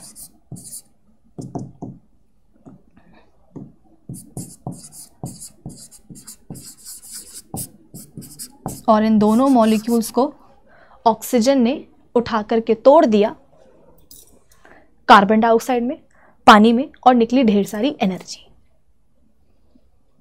आप बोलोगे कि मैम आखिर ऑक्सीजन चाहती क्या है? इतनी मार पिटाई, इतना वायलेंस, क्या है? क्या इसको है? एसिडिटी हो रही है क्या इसको? नहीं बेटा, ऑक्सीजन ने ना, अच्छा ही हुआ, इसको जो भी हो हमें मतलब नहीं, हम क्यों किसी की पर्सनल लाइफ में इंटरफेयर करें। ऑक्सीजन को जो हुआ है उसको होने दो, अच्छा ही हुआ है। ऑक्सीजन ने जो ग्लूकोज के एक मॉलिक्यूल को तोड़ा है into 2 molecules of pyruvate, further pyruvate की भी दोनों मॉलिक्यूल्स को और तोड़ दिया इनटू कार्बन डाइऑक्साइड एंड पानी और एनर्जी, ये हमारे ही फायदे में हुआ। क्यों? क्योंकि अल्टीमेटली इससे क्या हुआ है, एनर्जी बनी है कि नहीं बनी है, और हमें एनर्जी ही तो चाहिए। तुमने क्यों खाना खाया था, तुम्हारी बॉडी में क्यों न्यूट्रिशन की प्रोसेस हुई थी, क्यों डाइजेशन हुआ था, क्यों कार्ब्स टूटे थे ग्लूकोज में, तुमने क्यों सांस ली थी, तुमने क्यों जो है ना ऑक्सीजन को इनहेल किया था, क्योंकि तुम्हें चाहिए थी एनर्जी। तो जो तुमने ग्लूकोज खाया, खाना खाया, उससे ग्लूकोज तुम्हारी बॉडी में बना, जो तुमने सांस ली, ऑक्सीजन को तुमने इनहेल करके अपनी तुम बॉडी के अंदर लेकर के आए, लंग्स के अंदर लेकर के आए। तो क्यों लेकर के आए? क्योंकि तुम्हें एनर्जी चाहिए थी। और एनर्जी कैसे बनी? ऐसी बनी कि जो ग्लूकोज आया था वो स्मॉल इंटेस्टाइन से आ गया ब्लड स्ट्रीम में, जो लंग्स में ऑक्सीजन आई थी वो भी आ गई कहां? ब्लड स्ट्रीम में। यानी कि ब्लड स्ट्रीम में ग्लूकोज भी है, ऑक्सीजन भी है, दोनों कहां आ जाएंगे? बॉडी सेल के अंदर आ जाएंगे। बॉडी सेल के अंदर सबसे पहले कहां आते हैं? साइटोप्लाज्म में आते हैं। जैसे ही साइटोप्लाज्म में आती है ऑक्सीजन, उसको देखती है सामने ग्लूकोज को, वो बोलती है इधर आओ, तुमको बताते हैं। जा करके उसको बेटा तोड़ देगी, किसमें? पायरुवेट में। तो ग्लूकोज का जब एक मॉलिक्यूल टूटता है तो बनते हैं पायरुवेट के 2 मॉलिक्यूल्स। ग्लूकोज के एक मॉलिक्यूल में कार्बन के 6 एटम्स होते हैं, और उसको तोड़ने से जो पायरुवेट के 2 मॉलिक्यूल्स बन रहे हैं, दोनों मॉलिक्यूल्स में आप बोल सकते हो कि कार्बन के 3-3 एटम्स होते हैं। फिर ये पायरुवेट के दोनों मॉलिक्यूल्स अपनी जान बचा करके छुपते हैं, भागते हैं, और कहां जाते हैं? माइटोकॉन्ड्रियन के अंदर आ जाते हैं कि काश शायद यहां पर आकर के जो है हम ऑक्सीजन से बच जाएं। लेकिन ऑक्सीजन उनका पीछा तब भी नहीं छोड़ती है, वो कहां जाती है? माइटोकॉन्ड्रियन के अंदर आ जाती है, और अंदर आकर के फाइनली दोनों ही पायरुवेट के मॉलिक्यूल्स को वो और तोड़ देगी, कंप्लीटली ब्रेक डाउन कर देगी। और क्या बन जाएगा? कार्बन डाइऑक्साइड, पानी और एनर्जी। बेटा बॉडी में इतनी सारी प्रोसेसेस चल रही हैं। आज मैं तुम्हें खड़े होकर के यहां पे पढ़ा रही हूं, तो मैं कैसे पढ़ा रही हूं? भाई मुझे एनर्जी चाहिए कि नहीं चाहिए? तो बॉडी में एनर्जी बन रही है, तभी तो मैं उस एनर्जी का इस्तेमाल कर पा रही हूं। मेरे बॉडी की जो मेरे दूसरी जो प्रोसेसेस चल रही हैं, वो इस एनर्जी का क्या कर पा रही है? इस्तेमाल कर पा रही हैं भाई। तो एनर्जी तो बॉडी में चाहिए है, और इस तरीके से क्या होता है बेटा? बॉडी में एनर्जी बनती है। और इसी प्रोसेस को हम बोलते हैं सेल्यूलर रेस्पिरेशन। वो रेस्पिरेशन जो कि सेल्स के लेवल पर हो रही है, cellular respiration. This is what we call cellular respiration. आई बात समझ में? अब 2-3 चीजें और हैं, वो और बता देती हूं मैं। यहां पर बेटा ग्लूकोज जो टूटा है पायरुवेट में, इसको अपन ग्लाइकोलाइसिस बोलते हैं। ग्लाइकोलाइसिस, इसको अपन यहां पे लिख देती हूं, ग्लाइकोलिसिस बोलते हैं। ग्लाइकोलिसिस, लिसिस का मतलब तुम लोग, लाइसिस का मतलब तुम लोग समझते हो ना, कोई चीज टूट रही है, ब्रेक डाउन हो रहा है ना? तो ग्लाइकोलिसिस, ग्लूकोज टूट रहा है। आई बात समझ में? अब 2 मिनट बेटा इसको ना शांति से देखो तुम, ठीक है? 2 मिनट जो तुमको अभी मैंने पढ़ाया उसको जल्दी से क्या करो? उसका रिकैप करो।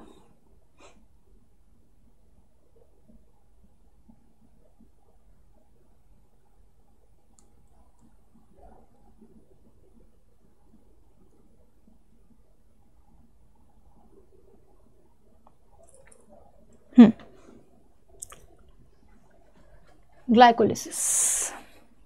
लाइसिस का मतलब ही क्या होता है? किसी चीज का टूटना, ब्रेक डाउन होना, ठीक है।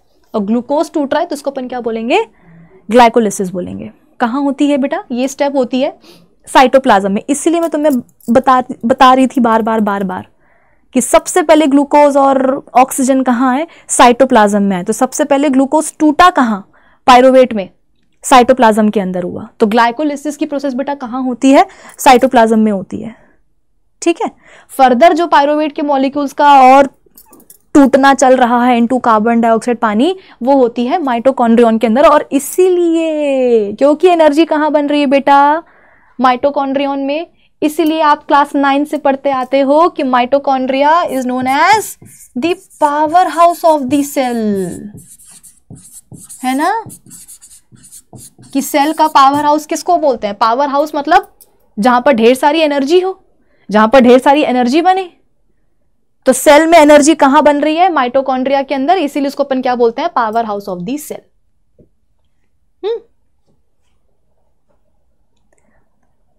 तो ग्लाइकोलिसिस कहां हुआ? साइटोप्लाज्म में। पायरोवेट कंप्लीटली कहां टूटा?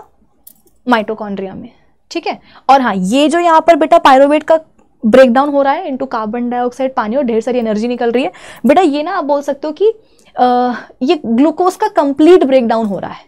दिस इज ग्लूकोज का कंप्लीट। आप बोलोगे कि मैम कंप्लीट ब्रेकडाउन का क्या मतलब है? देखो, कंप्लीट ब्रेकडाउन का मतलब यह है कि उस ब्रेकडाउन के बाद जो प्रोडक्ट्स आपको मिल रहे हैं वो इतने छोटे मिल रहे हैं कि फर्दर उनको और तोड़ना पॉसिबल नहीं है या और तोड़ने की जरूरत नहीं है। जैसे कि ग्लूकोज को अल्टीमेटली किस में तोड़ दिया गया? कार्बन डाइऑक्साइड में, पानी में। एनर्जी जो बन रही वो तो इस्तेमाल कर ली जाएगी। अब ये जो पानी और जो कार्बन डाइऑक्साइड बन रहा है बेटा, इनको और तोड़ने की जरूरत नहीं है, पानी तो बॉडी में इस्तेमाल हो जाएगा। कार्बन डाइऑक्साइड इसको अपन क्या करेंगे? एक्सहेल आउट कर देंगे। तो इनको और तोड़ने की जरूरत नहीं है, जो बन गया वो इनफ है। तो इसे अपन बोलेंगे कंप्लीट ब्रेकडाउन ऑफ ग्लूकोज, ठीक है। तो यहां पे मैं लिख दूं, ये क्या है? ग्लूकोज का complete breakdown, complete breakdown of glucose, complete breakdown of glucose.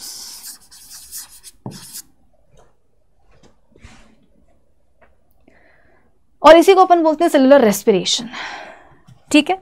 तो सबसे पहले तो मैं तुम्हें यही बताना चाह रही थी कि सेलुलर रेस्पिरेशन का मतलब क्या होता है बेटा। बता दिया, यही मतलब होता है सेलुलर रेस्पिरेशन का। अच्छा, अब छोटी सी जानकारी मैं तुम्हें बेटा एनर्जी के बारे में भी देना चाहती हूं। अब यहां पर जो एनर्जी बन रही है, ठीक है, ये तो कहानी हुई एक बॉडी सेल की कि किस तरीके से एक बॉडी सेल में एक ग्लूकोज का मॉलिक्यूल आ रहा है, वो टूट रहा है पायरोवेट के 2 मॉलिक्यूल्स में, फर्दर वो और टूट रहे हैं पानी में, कार्बन डाइऑक्साइड में, एनर्जी बन रही है। अब ये प्रोसेस तो बेटा बॉडी में चलती रहती। मतलब तुम्हारे बॉडी में जितने भी सेल्स हैं, सारे सेल्स के अंदर लगातार ग्लूकोज आता जा रहा है, ऑक्सीजन आती जा रही है, वो तोड़ती जा रही है, एनर्जी बनती जा रही है। तो भाई जैसे मान लो कि महीने की शुरुआत में तुम्हारे घर में क्या आता है? राशन का सामान आता है, ठीक है। पापा जो है 10 किलो आटा लेकर के आ गए, तो मम्मी क्या करेंगी? जिस दिन 10 किलो आटा आया है उसी दिन सारी रोटियां बना के रख देंगी क्या कि लो एक साथ सारी रोटी बना दी है? नहीं, मम्मी क्या करेंगी? जितना आटा उनको उस दिन चाहिए उतना वो यूज करेंगी, बाकी जो एक्स्ट्रा आटा है वो स्टोर करके रख देंगी। तो स्टोरेज जरूरी है कि नहीं है? वैसे ही बॉडी में बेटा जो लगातार एनर्जी बनती जा रही है, जरूरी नहीं है कि एक बार में पूरी की पूरी यूटिलाइज हो ही जाए। तो जो एनर्जी है उसको स्टोर भी करना पड़ता है। कैसे स्टोर किया जाएगा? तो अब इस एनर्जी का बेटा इस्तेमाल करके, एनर्जी का इस्तेमाल करके बनाए जाते हैं एटीपी मॉलिक्यूल्स। इनका फुल फॉर्म होता है एडेनोसिन ट्राइफॉस्फेट। यानी कि जो एनर्जी बन रही है सेलुलर रेस्पिरेशन से, उस एनर्जी का इस्तेमाल करके कुछ मॉलिक्यूल्स बनाए जाते हैं, एटीपी मॉलिक्यूल्स बनाए जाते हैं। कहने का मतलब यह है कि जो एनर्जी लगी एटीपी मॉलिक्यूल्स को बनाने के लिए बेटा, इन्हीं मॉलिक्यूल्स में ये एनर्जी जाकर के स्टोर हो जाती है। और जब फिर बॉडी में एनर्जी की रिक्वायरमेंट होगी, जब बॉडी में एनर्जी की रिक्वायरमेंट होगी, तो फिर ये एटीपी मॉलिक्यूल्स टूटेंगे, और जब ये टूटेंगे तो इनके अंदर जो एनर्जी स्टोर्ड थी वो एनर्जी रिलीज हो जाएगी। वो क्या हो जाएगी बच्चों? रिलीज हो जाएगी। आई बात समझ में? तो सेलुलर रेस्पिरेशन से जो एनर्जी बनी, उस एनर्जी का इस्तेमाल करके हम क्या कर रहे हैं? एटीपी मॉलिक्यूल्स बना रहे हैं, यानी कि उन मॉलिक्यूल्स में जाकर के एक तरीके से एनर्जी स्टोर हो जाएगी, और फिर जब बॉडी में एनर्जी की रिक्वायरमेंट आएगी तो इन्हीं मॉलिक्यूल्स को तोड़ा जाएगा। तो इनके अंदर जो एनर्जी स्टोर्ड थी वो रिलीज हो जाएगी और एनर्जी को यूज कर लिया जाएगा। खत्म। ओके, चलो अब जैसा कि मैंने आपको बताया था कि सेलुलर रेस्पिरेशन के बेटा 2 टाइप्स भी होते हैं। आ जाओ फटाफट से अपन इनके टाइप्स भी पढ़ लेते हैं, ज्यादा नहीं है, 2 ही हैं। एक होता है एरोबिक सेलुलर रेस्पिरेशन और एक होता है एनारोबिक। ठीक है, और एक बात मैं आपको और बताना चाहती हूं गाइस, अभी अभी जो मैंने आपको सेलुलर रेस्पिरेशन की प्रोसेस एक्सप्लेन करी है ना बेटा, एक्चुअली मैंने आपको एरोबिक सेलुलर रेस्पिरेशन ही समझाया है। सेलुलर रेस्पिरेशन का मतलब समझ में आया? ये होता है ग्लूकोज का टूटना, कंप्लीटली टूटना, किसमें? कार्बन डाइऑक्साइड में, पानी में, और निकलेगी एनर्जी। इसी एनर्जी को फिर अपन कैसे स्टोर करेंगे, कैसे इस्तेमाल करेंगे, वो भी मैंने आपको पूरा एक्सप्लेन कर दिया। अब मैं आपसे बोल रही हूं कि जो सेलुलर रेस्पिरेशन है वो 2 टाइप्स का होता है, एरोबिक एंड एनारोबिक। तो आप बोलोगे कि मैम सबसे पहले तो आप ये बताओ कि इस क्लासिफिकेशन का बेसिस क्या है, क्यों हम ये बोल रहे हैं कि सेलुलर रेस्पिरेशन के 2 टाइप्स होते हैं, क्या डिफरेंस है? तो मैं आपको बताती हूं। एरोबिक सेलुलर रेस्पिरेशन तब होता है जब बॉडी सेल्स में क्या हो? ऑक्सीजन हो।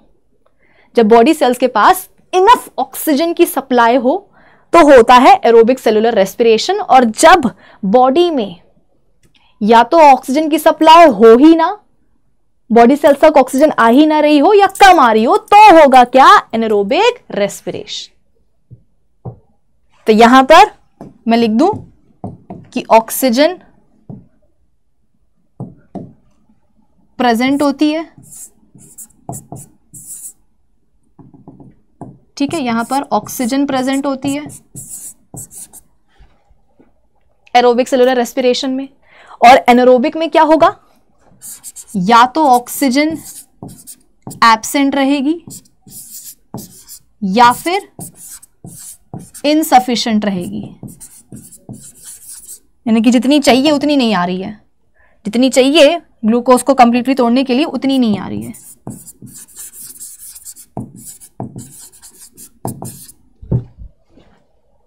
तो एरोबिक तब जब ऑक्सीजन है, इनफ है, सफिशिएंट है, और जब ऑक्सीजन नहीं है या इनसफिशिएंट है तो होगी बॉडी के सेल्स में एनारोबिक रेस्पिरेशन। तो यहां पर तो देखो ना, ऑक्सीजन थी, यहां पर तो ऑक्सीजन थी, जितनी थी, मतलब जितनी होनी चाहिए, जितनी चाहिए है ग्लूकोज को कंप्लीटली तोड़ने के लिए उतनी थी। तो यहां पर क्या हो गया? एरोबिक सेलुलर रेस्पिरेशन हो गया बेटा। और जनरली हमारे बॉडी सेल्स में ना एरोबिक सेलुलर रेस्पिरेशन ही होता है। अब आ जाओ हम बात करते हैं उस केस की कि मैम फिर हमारे बॉडी के सेल्स में एनारोबिक सेलुलर रेस्पिरेशन कब होगा? अभी बताती हूं। एक्सरसाइज करना पसंद है तुम लोगों को? आप बोलोगे कि मैम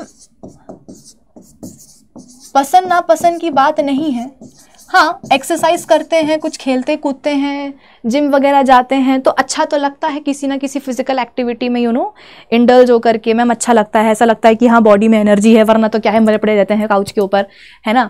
तो मैम हाँ एक्सरसाइज करना तो अच्छा लगता है, ऐसा नहीं कि हमें पसंद नहीं है, पर बात यह है कि एक्सरसाइज करने के बाद अगले दिन जो हाथ पांव दुखते हैं ना, प्रॉब्लम उससे है। तो एक्सरसाइज तो हम कर लेंगे लेकिन अगले दिन जो हाथ पांव दुखेंगे ना उसको सोच करके ही डर जाते हैं। तो जितने अच्छे से विचार आता है, जितने अच्छे से थॉट आता है एक्सरसाइज करने का, उतने जल्दी से चला भी जाता है कि नहीं भैया रहने दो, कौन जो है अगले दिन हाथ पांव दबाएगा, नहीं कर रहे, रहने दो, एक्सरसाइज नहीं करते हैं। क्या आपने कभी सोचा है कि वो हाथ पांव जो दुखते हैं अगले दिन वो क्यों दुखते हैं एक्सरसाइज करने के बाद? एक्चुअली जब आप एक्सरसाइज कर रहे होते हो ना, उस समय आपके जो हाथ पांव के जो मसल्स होती हैं, जिनको अपन बोलते हैं स्केलेटल मसल्स, उन मसल्स के जो सेल्स होते हैं, उन सेल्स में हो रही होती है या हुई होती है एनारोबिक सेलुलर रेस्पिरेशन की प्रक्रिया, जिससे कि एक ऐसा कंपाउंड बन जाता है कि वो कंपाउंड आपकी मांसपेशियों, आपकी मसल्स में जाकर के एक्यूमुलेट हो जाता है, जम जाता है, और जब वो जमता है उसके कारण ही फिर मसल्स दुखती हैं, मस्कुलर क्रैम्स होते हैं, यानी कि हाथ पांव दुखते हैं। तो जब हम करेंगे एक्सरसाइज, उस टाइम पर मैं यहाँ पे सब लिखती जाती हूं, ठीक है। जब हम करेंगे एक्सरसाइज तो हमारी जो स्केलेटल मसल सेल्स हैं, है ना, सारे मसल सेल नहीं कि मैम हार्ट की भी मसल्स क्या कर रही हैं, एनारोबिकली वो कर रही हैं, रेस्पिरेशन कर रही हैं, नहीं, जो आपके हाथ पांव की जो मसल्स हैं, जिनको अपन क्या बोलते हैं, स्केलेटल मसल्स बोलते हैं,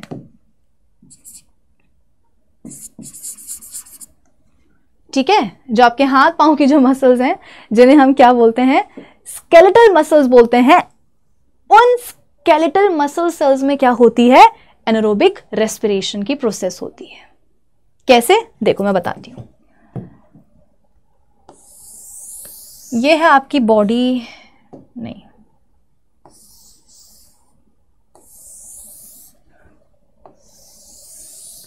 ये है आपकी बॉडी का एक स्केलेटल मसल सेल, ठीक है। ये आपकी बॉडी का क्या है, मतलब हाथ पांव की जो मसल्स होती हैं बेटा, उन्हीं का एक सेल है, स्केलेटल मसल सेल है, ठीक है। या मुझे इसको रेड से नहीं बनाना चाहिए, अदरवाइज ये ब्लड वेसल देखेगी। Okay, let's make it with some other colour. Okay,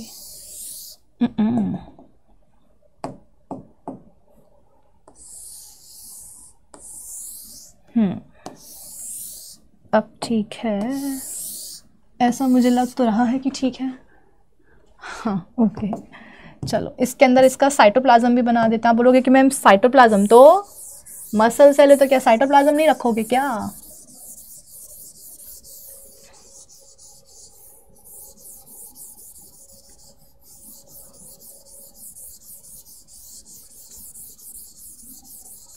चलो, इतना काफी है, इतना काफी है गाइस। अब मेरी बात सुनो, जब हम एक्सरसाइज करते हैं बेटा, अब एक्सरसाइज से मतलब ये नहीं है कि मैम जिम ही जाएंगे तो उसको अपन क्या बोलेंगे, एक्सरसाइज बोलेंगे, नहीं, ऐसा नहीं। मान लो कि आप ब्रिस्क वॉक कर रहे हो, तेजी के साथ में वॉक कर रहे हो, भाग रहे हो, दौड़ रहे हो, क्रिकेट खेल रहे हो, कोई ना कोई स्पोर्ट्स आप खेल रहे हो, ठीक है, वो एक्सरसाइज ही है। तो आपने नोटिस किया होगा कि जब भी हम किसी भी तरह का कोई फिजिकल लेबर करते हैं, चाहे जिम जा रहे हो, चाहे एक्सरसाइज कर रहे हो, घर पे एक्सरसाइज कर रहे हो, चाहे कुछ खेल क्यों ना रहे हो, अपना जो ब्रीदिंग रेट है वो काफ़ी बढ़ जाता है, मतलब हम जोर जोर से सांस लेने लग जाते हैं। ऐसा होता है कि नहीं होता? क्यों? क्योंकि जिस समय बेटा हम एक्सरसाइज कर रहे होते हैं ना, उस समय बॉडी में एनर्जी की डिमांड ज़्यादा होने लग जाती है। भाई होता है, जैसे कि आप में से अगर कभी किसी ने सुना होगा या खुद ने एक्सपीरियंस किया होगा, हमेशा बोला जाता है कि जब भी एक्सरसाइज करनी हो तो उसके पहले कुछ खा करके ज़रूर जाना चाहिए, खाली पेट एक्सरसाइज नहीं करनी चाहिए।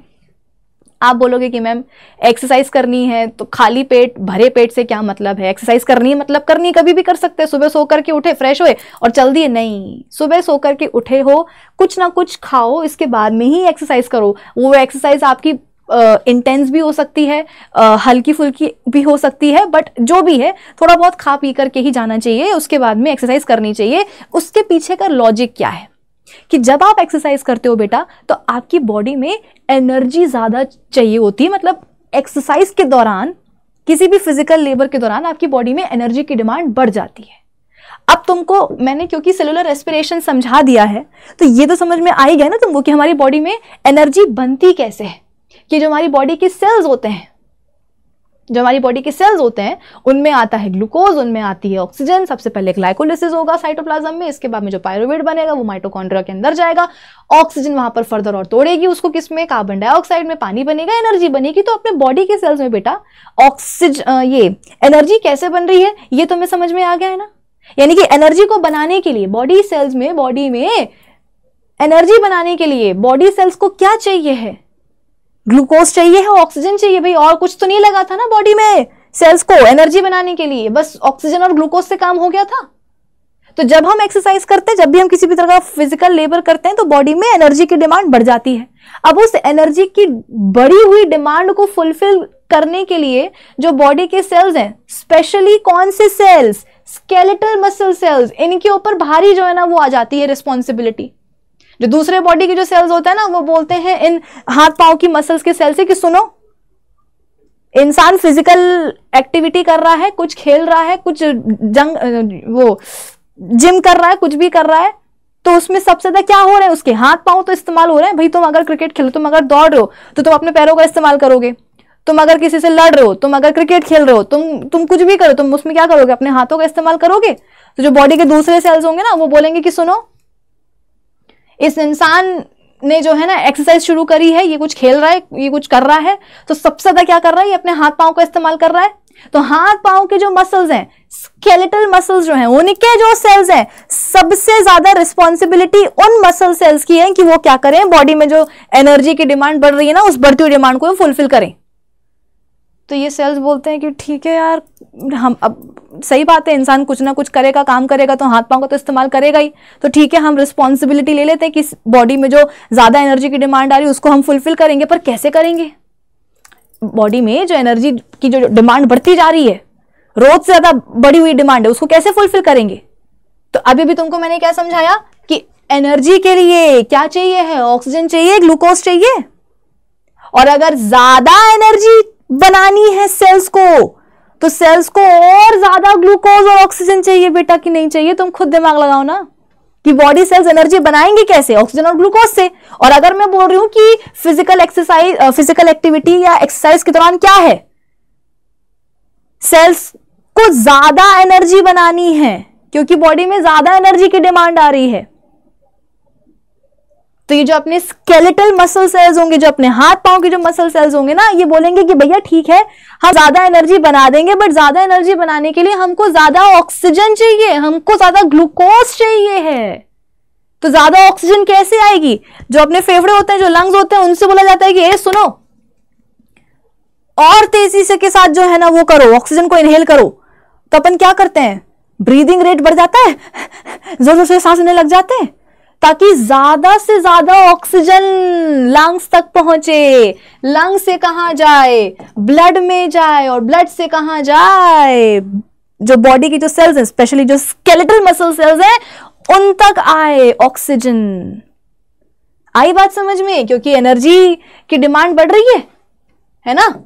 एक्सरसाइज के टाइम पर क्या हो रहा है, बॉडी में एनर्जी की डिमांड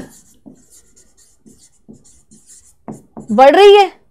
इसके लिए क्या चाहिए, सेल्स को मोर ऑक्सीजन चाहिए, मोर ग्लूकोज चाहिए,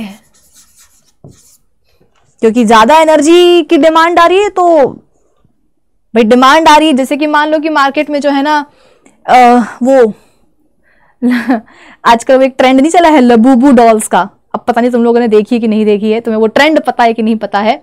जैसे मान लो एक स्पेशल टाइप की डॉल्स आ रही हैं, लबूबू डॉल्स, ठीक है ना। अब अगर लोग ज्यादा डिमांड कर रहे होंगे कि हमको भी चाहिए लबूबू, हमको भी चाहिए लबूबू, तो जहां जिन फैक्ट्रीज में लबूबू डॉल्स बन रही होंगी, वो क्या करेंगी, ज्यादा क्वांटिटी में अब डॉल्स बनाएंगी ना, क्योंकि मार्केट में उनकी डिमांड ज्यादा आ रही है। वैसे ही अगर बॉडी में एनर्जी की डिमांड ज्यादा आ रही है, तो उसको फुलफिल करने के लिए बॉडी के सेल्स को ज्यादा एनर्जी बनानी पड़ेगी। स्पेशली जो स्केलेटल मसल सेल्स है, उनको ज्यादा एनर्जी बनानी पड़ेगी। ज्यादा एनर्जी कब बनाएंगे, जब उनको ज्यादा ग्लूकोज और ज्यादा ऑक्सीजन मिलेगी। तो ज्यादा ऑक्सीजन सेल्स तक लाने के लिए क्या होता है, ब्रीदिंग रेट बढ़ जाता है। जोर जोर से अपन क्या करते हैं, सांस लेते हैं, ताकि ज्यादा से ज्यादा ऑक्सीजन लंग्स के अंदर आए, ब्लड में आए, ब्लड से कहां आ जाए, जो मसल सेल्स है उनके अंदर आ जाए। ठीक है। और जैसा कि मैंने आपको बताया कि हमेशा बोलते हैं कि एक्सरसाइज करने के पहले कुछ ना कुछ खा के जाओ। कुछ ना कुछ खा के जाओगे मतलब क्या, ग्लूकोज का इनटेक करोगे, है ना। कुछ ना कुछ खा के जाओगे, उसका डाइजेशन होगा, डाइजेशन होगा तो ग्लूकोज बनेगा, ग्लूकोज बनेगा तब जा करके तो वो ग्लूकोज ब्लड स्ट्रीम से कहां पहुंचेगा, मसल सेल्स तक पहुंचेगा। और मसल सेल्स क्या करेंगी, ज्यादा एनर्जी बना पाएंगे, क्योंकि बॉडी में ज्यादा एनर्जी की डिमांड आ रही है। तो भाई दिमाग लगाने वाली बात होती है ये, है दिमाग लगाने वाली बात होती है ये, कि अगर डिमांड ज्यादा है तो सप्लाई बढ़ानी पड़ेगी। सप्लाई कैसे बढ़ेगी? जब रॉ मटेरियल ज्यादा मिलेगा। रॉ मटेरियल बोले कौन? Oxygen and glucose. तो ब्रीदिंग रेट तो बेटा अपना बढ़ जाता है, बढ़ जाता है, अपन जोर जोर से सांस लेने लग जाते हैं। और अगर कुछ खाया पिया हो आपने, ठीक है, तो ग्लूकोज भी बेसिकली आप बोल सकते हो कि मिल ही जाता है मसल सेल्स को। लेकिन कई लोग ऐसे भी होते हैं जो नहीं खाएंगे, चाहे कितना भी कोई बोल ले, पेन फेंक गया, नहीं खाएंगे वो। तो ऐसे में क्या होता है फिर? ये जो मसल सेल्स है बोलेंगे कि हे भगवान, ब्रीदिंग रेट तो बढ़ा लिया, ऑक्सीजन तो आ गई ज्यादा, लेकिन ग्लूकोज नहीं आ रहा ज्यादा, ये इंसान खाता ही नहीं नालायक। तो फिर जाएंगे कहाँ? लिवर के पास। लिवर से बोलेंगे कि लिवर, तुम्हारे पास वो जो ग्लूकोज स्टोर्ड था ना, थोड़ा सा दे दो यार, है थोड़ा सा दे दो, हमको ज्यादा एनर्जी बनानी है। इंसान ने कुछ खाया पिया नहीं है, सुबह से ऐसे ही आ गया ग्राउंड क्रिकेट खेलने के लिए, है, अब चक्कर खा के कहीं गिर ना जाए, तो लिवर तुम जो है थोड़ा सा ग्लूकोज दे दो। तो लिवर बोलता है कि अरे यार जब देखो तब चले आते हैं, लो लो दे दिया। तो वो ग्लूकोज कभी कभी लिवर से भी मिल जाता है। तो कहने का मतलब ये है कि ये जो अपनी स्केलेटल मसल सेल है बेटा, इसके पास क्या आ गया है? इसके पास ग्लूकोज तो आ गया है, इसके पास ग्लूकोज तो आ गया है किसी ना किसी तरीके से। या तो इंसान खा के गया है कुछ, तो डाइजेशन हुआ, ग्लूकोज बन गया, ग्लूकोज कहाँ आ गया? ब्लड स्ट्रीम से सेल के अंदर आ गया, नहीं तो लिवर से उधार ले लिया गया, ठीक है। और साथ में क्या है, क्योंकि ब्रीदिंग रेट बढ़ गया था तो ऑक्सीजन भी आ गई। यहाँ पे मैं लिख भी देती हूँ कि ब्रीदिंग रेट क्या होता है? बढ़ जाता है, ब्रीदिंग रेट बढ़ जाता है, ठीक है। तो ऑक्सीजन भी आ गई। लेकिन एक प्रॉब्लम है बेटा, हम अपना ब्रीदिंग रेट बढ़ाते तो हैं ताकि ज्यादा ऑक्सीजन को हम इनहेल कर पाए, लेकिन एक एक्सटेंट, एक हद तक ही बढ़ा सकते हैं। ये तो नहीं कि बिल्कुल गुब्बारे ही बन जाएंगे। तो ब्रीदिंग रेट बढ़ा, ऑक्सीजन ज्यादा आई भी, लेकिन जितनी ऑक्सीजन चाहिए थी ज्यादा एनर्जी बनाने के लिए, ज्यादा ग्लूकोज को तोड़ने के लिए, उतनी नहीं आई। यानी कि यहां पर आप बोल सकते हो कि इनसफिशिएंट है, इनसफिशिएंट ऑक्सीजन है। चलो मैं यहां नहीं लिख रही हूं, आगे लिखूंगी, ठीक है। तो फिलहाल तो क्या हुआ, स्केलेटल मसल सेल में ग्लूकोज आ गया, ऑक्सीजन आ गई, कहां? साइटोप्लाज्म में ये भी चल रहा है। ग्लाइकोलिसिस मैंने आपको पहले बताया हुआ है बेटा, कहां होता है? साइटोप्लाज्म में होता है, ठीक है। यहां पे मैं लिख भी देती हूं इन साइटोप्लाज्म। चलिए, तो सेल के साइटोप्लाज्म में ग्लूकोज आ गया और ऑक्सीजन आ गई। ये क्या करेगी? उसको तोड़ देगी, वही ग्लूकोज के एक मॉलिक्यूल को ये तोड़ देगी पायरोवेट के 2 मॉलिक्यूल्स में। दोनों मॉलिक्यूल में कार्बन के 3-3 एटम्स आ जाएंगे, ठीक है। अब क्या होना था? अब बेटा पायरोवेट को फर्दर टूटना था, किसमें? कार्बन डाइऑक्साइड में, पानी में।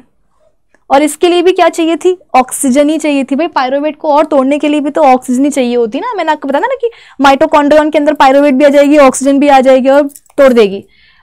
अब पायरोवेट को तोड़ना है ताकि क्या हो? ताकि अल्टीमेटली जो है यहाँ पर हमें वो मिल जाए, कार्बन डाइऑक्साइड मिल जाए, पानी मिल जाए, यानी कि इसका कंप्लीट ब्रेकडाउन हो जाए। लेकिन अब दिक्कत आई। क्या दिक्कत आई? कि इसको तोड़ने के लिए जितनी ऑक्सीजन चाहिए थी उतनी ऑक्सीजन नहीं मिल पा रही है। अब हो गई है इनसफिशिएंट सप्लाई ऑफ ऑक्सीजन। जितना चाहिए था उतना नहीं आ पा रहा है सेल के अंदर। कौन? ऑक्सीजन। तो पायरोवेट बोलेगा अब मैं क्या करूं? मतलब ये तो वही वाली बात हो गई कि पिटाई हो तो रही है लेकिन धीरे धीरे से हो रही है। ठीक है, अगर ज्यादा इनफ ऑक्सीजन होती तो ये टूट जाता, लेकिन उतनी है नहीं, इनसफिशिएंट। क्योंकि वही वाली बात है कि हम ब्रीदिंग रेट भी एक हद तक ही बढ़ा सकते हैं। कितना तुम जोर जोर से सांस लोगे भाई, फट जाओगे। तो ऑक्सीजन इतनी तो थी कि उसने ग्लूकोज को तोड़ दिया पायरोवेट में, और पायरोवेट के दोनों मॉलिक्यूल्स को कंप्लीटली तोड़ने के लिए ऑक्सीजन तो है, ये नहीं बोलना कि मैम ऑक्सीजन नहीं, ऑक्सीजन तो है लेकिन कम है। तो उस चक्कर में क्या होगा? इसकी पिटाई तो होगी लेकिन पूरी पिटाई नहीं होगी। ये सिर्फ टूटेगा एक दूसरे कंपाउंड में जिसको हम बोलते हैं लैक्टिक एसिड, और साथ में एनर्जी तो यहां भी मिलेगी। आप बोलोगे कि मैम क्यों मिलेगी? अरे यार ये सब कुछ हम कर क्यों रहे थे? क्योंकि एक्सरसाइज कर रहा था ना इंसान, बॉडी में एनर्जी की डिमांड ज्यादा थी ना। उस बढ़ी हुई डिमांड को फुलफिल करने के लिए ही तो जो स्केलेटल मसल सेल्स है उनके ऊपर रिस्पॉन्सिबिलिटी दे दी गई थी कि भैया इंसान एक्सरसाइज करता है, कुछ भी करता है तो सबसे ज्यादा अपने हाथ पैरों का इस्तेमाल करता है, हाथ पांव की मसल्स का इस्तेमाल करता है। तो हाथ पांव की जो मसल्स के जो सेल्स हैं वही क्या करेंगे, एनर्जी की बढ़ी हुई डिमांड को फुलफिल करेंगे। कैसे फुलफिल करेंगे, ज्यादा एनर्जी प्रोड्यूस करके। तो ज्यादा एनर्जी प्रोड्यूस करने के लिए क्या चाहिए है मसल सेल्स को, ज्यादा ऑक्सीजन, ज्यादा ग्लूकोज। तो ज्यादा ऑक्सीजन तो कोशिश करी गई लेने की, कैसे, ब्रीदिंग रेट बढ़ा दिया गया, और ग्लूकोज भी जो है ना ज्यादा अमाउंट में सेल्स तक पहुंचाने की कोशिश करी गई कि या तो इंसान खा के एक्सरसाइज करे या फिर लिवर से मांग लिया जाएगा कि थोड़ा सा ग्लूकोज दे दो। तो कुल मिलाकर के जो स्केलेटल मसल सेल्स है बेटा उनके अंदर ग्लूकोज तो आ गया और ऑक्सीजन भी है, ऐसा नहीं कि ऑक्सीजन नहीं आई, और ग्लूकोज को उसने तोड़ भी दिया पायरुवेट में, ग्लाइकोलिसिस तो हो गया। लेकिन अब पायरुवेट के वो जो 2 मॉलिक्यूल्स बने ग्लूकोज के, एक मॉलिक्यूल के टूटने से उन दोनों पायरुवेट के मॉलिक्यूल्स को कंप्लीटली तोड़ने के लिए जितनी ऑक्सीजन चाहिए थी उतनी नहीं आ पाई। ऐसे में क्या हुआ, टूटे लेकिन कंप्लीट ब्रेकडाउन नहीं हुआ। क्या बना, लैक्टिक एसिड, कोई दूसरा ही कंपाउंड का मॉलिक्यूल बन गया। अगर इनफ ऑक्सीजन होती तो कार्बन डाइऑक्साइड गैस ही बनती, पानी बनता, एनर्जी निकल जाती ढेर सारी।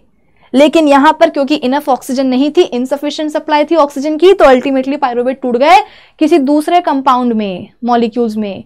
क्या बन गया, लैक्टिक एसिड बन गया। और एनर्जी तो यहां भी निकलेगी लेकिन लेस अमाउंट में। आप बोलोगे कि मैम ये तो गड़बड़ हो गई, अब क्या करें बेटा, क्या करें। ऑक्सीजन अगर इनफ होती तो ढेर सारी एनर्जी निकल जाती, पर नहीं है तो फिर जो बन रही है एनर्जी उसी से काम चलाना पड़ेगा। अब ये जो लैक्टिक एसिड है बेटा, यही क्या होता है, हाथ पांव में आकर के इकट्ठा हो जाता है, और जब इकट्ठा होता है तो हाथ पांव दुखने लगते हैं। ठीक है ना, लैक्टिक एसिड बन गया, और यही लैक्टिक एसिड फिर क्या होगा, मसल्स में आकर के एक्यूमुलेट हो जाएगा, दुखेंगे हाथ पांव। इसे हम बोलते हैं incomplete breakdown. Incomplete breakdown, incomplete breakdown of glucose. और इनकम्प्लीट ब्रेकडाउन से क्या होता है बेटा, इंसानों की अगर बात की जाए तो लैक्टिक एसिड बनता है। ठीक है, complete breakdown normally muscle cells में, नॉर्मली जो जितने भी अपने बॉडी के सेल्स हैं उनमें होता रहता है, और पार्शियल या फिर इनकम्प्लीट ब्रेकडाउन जो है ग्लूकोज का बेटा कहां होता है, हमारे स्केलेटल मसल सेल्स में होता है। कब, जब हम किसी ना किसी एक्सरसाइज में इन्वॉल्व होते हैं, एक्सरसाइज कर रहे होते हैं, कोई ना कोई फिजिकल लेबर कर रहे होते हैं, तो उस टाइम पर क्योंकि बॉडी में एनर्जी की डिमांड ज्यादा हो रही होती है, मसल सेल्स बोलते हैं कि ठीक है हम ज्यादा एनर्जी बनाएंगे, but for that we need more oxygen and more glucose. More glucose तो मिल जाता है बट ऑक्सीजन उतनी नहीं मिल पाती जितनी की जरूरत थी। तो ग्लूकोज पायरुवेट में तो टूट जाएगा, लेकिन पायरुवेट कंप्लीटली नहीं टूटेगा, वो टूटेगा लैक्टिक एसिड में, निकलेगी एनर्जी, कम निकलेगी बट निकलेगी, और ये जो लैक्टिक एसिड है यही आकर के डिपॉजिट होगा तो मस्कुलर क्रैम्प्स होंगे। ठीक है, अब हम बात करते हैं क्या, सेलुलर रेस्पिरेशन हो गया, एरोबिक वाला, एनारोबिक हो गया। लेकिन अभी एनारोबिक का एक और टाइप बचा है बेटा। अभी तो हमने एनारोबिक रेस्पिरेशन तब देखा जब ऑक्सीजन कैसी थी, इनसफिशिएंट थी। अब हम बात करेंगे उस एनारोबिक रेस्पिरेशन की जहां पर ऑक्सीजन होगी ही नहीं। वो कहां होगा, वो कहां होगा, तो वो होगा बेटा ईस्ट में। अब हम बात करते हैं ईस्ट की, जो कि क्या है, एक यूनिसेलुलर फंगस है। इसकी बॉडी में एक ही सेल होता है। तो जैसे कि मान लो ये हुआ तुम्हारा ईस्ट, ये हुआ तुम्हारा ईस्ट। यूनिसेलुलर ऑर्गेनिज्म में बॉडी में एक ही सेल होगा, ये हमने उसका बना दिया एक सेल। ठीक है, ये हो गया चलो उसका साइटोप्लाज्म। अब देखो क्या हुआ,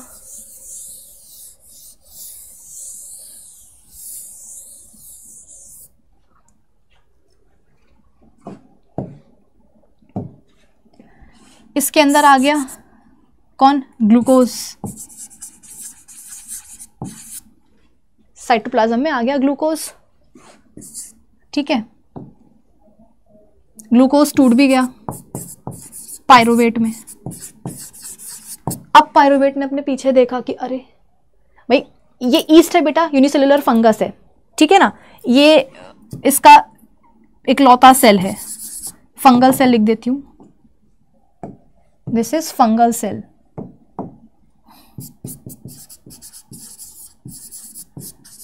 अब जो है इसके साइटोप्लाज्म में देखो क्या हुआ, इसके साइटोप्लाज्म में ग्लूकोज आया, वो टूट गया किसमें, पायरोवेट में। भाई ये काम, ये स्टेप तो होती है सारे लिविंग ऑर्गेनिजम्स में बेटा, चाहे वो ईस्ट हो, हम हो, कोई भी हो, ये तो होना ही है। ग्लूकोज का टूटना तो है ही पायरोवेट में, ठीक है। एक मॉलिक्यूल टूटेगा 2 मॉलिक्यूल में पायरोवेट के, ठीक है।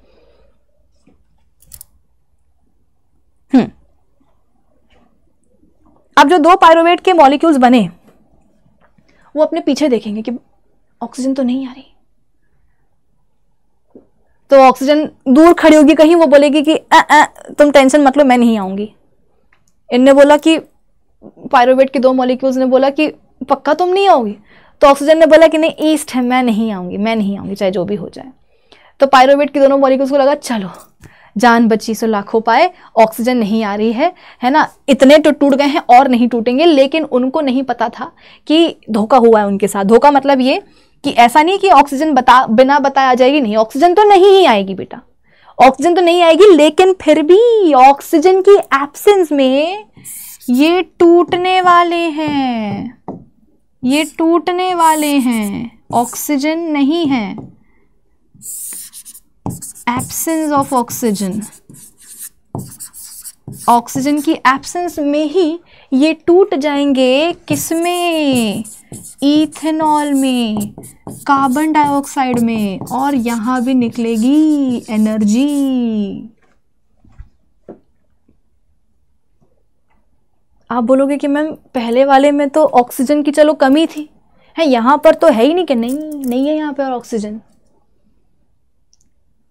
तो ईस्ट जो कि एक यूनिसेलुलर फंगस है, उसकी बॉडी में एक ही सेल होता है, एक ही सेल को सारा काम करना पड़ेगा। बेटा बॉडी में एक ही सेल है, तो उस एक सेल को ही क्या करना पड़ेगा, एनर्जी तो बनानी पड़ेगी। कैसे एनर्जी बन रही है, एनारोबिक सेलुलर रेस्पिरेशन से बन रही है। कि ग्लूकोज आया, टूट गया पायरोवेट में, पायरोवेट के दोनों मॉलिक्यूल्स ने देखा कि अरे कहीं ऑक्सीजन तो नहीं, ऑक्सीजन ने बोला मैं नहीं आ रही बात। तो बिना ऑक्सीजन के ही पायरुवेट के मॉलिक्यूल फर्दर टूट गए, किसमें, इथेनॉल में, अल्कोहल C2H5OH याद है, साथ में बनी कार्बन डाइऑक्साइड गैस और ये बनी एनर्जी, जिसके लिए ये प्रोसेस हुई है ईस्ट के अंदर। वो मम्मी नहीं भटूरे को बनाते टाइम क्या करती हैं, आटा लेती हैं, मैदा लेती हैं, मैदा में सारी चीजें डाल देती हैं, ठीक है। इसके बाद में मार्केट में बेटा ड्राई ईस्ट का ना पाउडर आता है या ड्राई ईस्ट आता है, ठीक है। उसको क्या करते हैं, उसको बेसिकली वो ड्राई ईस्ट इनएक्टिव फॉर्म में होता है, तो क्या करते हैं, छोटी सी कटोरी लेते हैं, उसमें ईस्ट डालते हैं, थोड़ा सा पानी डाल देते हैं ताकि जो ईस्ट है वो एक्टिवेट हो जाए, और साथ में थोड़ी सी शक्कर भी डाल देते हैं। तो कटोरी ली, उसमें डाला ईस्ट, पानी और शक्कर। शक्कर बेटा क्या है, ग्लूकोज ही तो है। तो वो जो ग्लूकोज है वो कहाँ आ जाएगी भाई, ईस्ट पहले सो रहे थे क्योंकि ड्राई ईस्ट था, जैसे ही पानी डाला तो वो एक्टिवेट हो जाएगा, और उसमें हमने शक्कर भी डाल दी। तो अब क्या होगा, ईस्ट सेल्स के अंदर भाई वो जो आता है ड्राई ईस्ट, उसमें तो बहुत सारा ईस्ट होता है, मतलब बहुत सारे ईस्ट के सेल्स होते हैं, बहुत सारे ईस्ट के सेल्स होते हैं। लेकिन हर एक ईस्ट सेल में यही प्रोसेस चलती है कि जैसे ही पानी पड़ा तो ये एक्टिव हो गया, और शक्कर डाली तो शक्कर कहाँ चली गई, ग्लूकोज कहाँ आ गई, ईस्ट सेल के अंदर आ गई, ठीक है ना। ग्लूकोज कहाँ आ गया, ईस्ट सेल के अंदर आ गया और टूट गया पायरुवेट में, ठीक है। अब मम्मी क्या करेंगी, उसी ईस्ट, पानी और शक्कर के मिक्सचर को डाल देंगी आटे में और अच्छा सा एक डो बना लेंगी। डो बनाने के बाद उसको कुछ देर के लिए कवर करके ऐसे छोड़ देंगी। 1 घंटे बाद आकर के देखेंगे तो ये कुछ इस तरीके से फूल चुका रहेगा, काफी फूल जाता है, राइस कर जाता है वो डो। पता है क्यों, क्योंकि मम्मी ने क्या करा था, उस मैदे में ईस्ट, पानी और शक्कर का मिक्सचर डाला था। पानी से क्या हुआ, ईस्ट एक्टिवेट हो गया, शक्कर तुमने डाली, शक्कर कहाँ चली गई, उसके सेल के अंदर चली गई, ग्लूकोज आ गया सेल के अंदर, ईस्ट सेल के अंदर, ग्लूकोज टूटा पायरुवेट में। ऑक्सीजन की एब्सेंस में पायरुवेट फर्दर टूटा इथेनॉल में, कार्बन डाइऑक्साइड में और एनर्जी में। और ये जो कार्बन डाइऑक्साइड गैस बन रही ना बेटा, यही क्या करेगी, तुम्हारे डो को फुला देगी, राइस करवा देगी। तुम्हारा भटूरे का जो डो है वो इतना फूल जाएगा। आप बोलोगे कि मैम चलो ठीक है, ये जो बन रही है सो बन रही है, इसको तो अपन क्या करेंगे, ऐसे मुक्के मुक्के मार के वापस से जो गैस है वो निकाल देंगे। लेकिन मैम ये जो बन रहा है इसको तो खा के नशे आ जाएंगे, नहीं आएंगे। बहुत ही कम अमाउंट में बेटा इथेनॉल बनता है, ठीक है, इतना कम बनता है कि वो इवेपोरेट हो जाता है। तो ऐसे कोई नशे वशे नहीं आते कि आप बोलो कि मैं भटूरे खाने के बाद नशे आते हैं, इससे कौन दारू पिए, भटूरे खा लेते हैं नशे आ जाएंगे, सस्ते नशे, ऐसा नहीं होता। कम बनता है और जो भी बन रहा है वो इवेपोरेट हो जाएगा, तो कोई ऐसे नशे वशे नहीं आएंगे, ठीक है। तो ईस्ट में होता है क्या, एनारोबिक सेलुलर रेस्पिरेशन, जहां पर ऑक्सीजन होती ही नहीं है। तो ग्लूकोज का एक मॉलिक्यूल टूटेगा उसके सेल में, पायरुवेट के दो मॉलिक्यूल्स में, पायरुवेट के दोनों मॉलिक्यूल्स फिर किसमें टूट जाएंगे, इथेनॉल में, कार्बन डाइऑक्साइड में, और एनर्जी बनेगी। एनर्जी यहां पर जो बन रही है वो कम ही बन रही है। कहने का मतलब ये कि सबसे ज्यादा एनर्जी बनती है बेटा एरोबिक रेस्पिरेशन में, और सबसे फिर कम, मतलब कम बन रही है फिर कहां, एनारोबिक रेस्पिरेशन में, ठीक है। चलो दैट्स इट गाइस, तो आज के लिए इतना ही है। अब फटाफट से अपन एक बार रीड कर लेते हैं। Breathing is a kind of ventilation in which the organisms take oxygen from the environment and release carbon dioxide. In higher animals, breathing is regarded as rhythmic movement of muscles and skeleton in order to increase the gaseous exchange across respiratory surface. वही है जो breathing का mechanism है, वो अपन discuss करेंगे अपने अगले session में।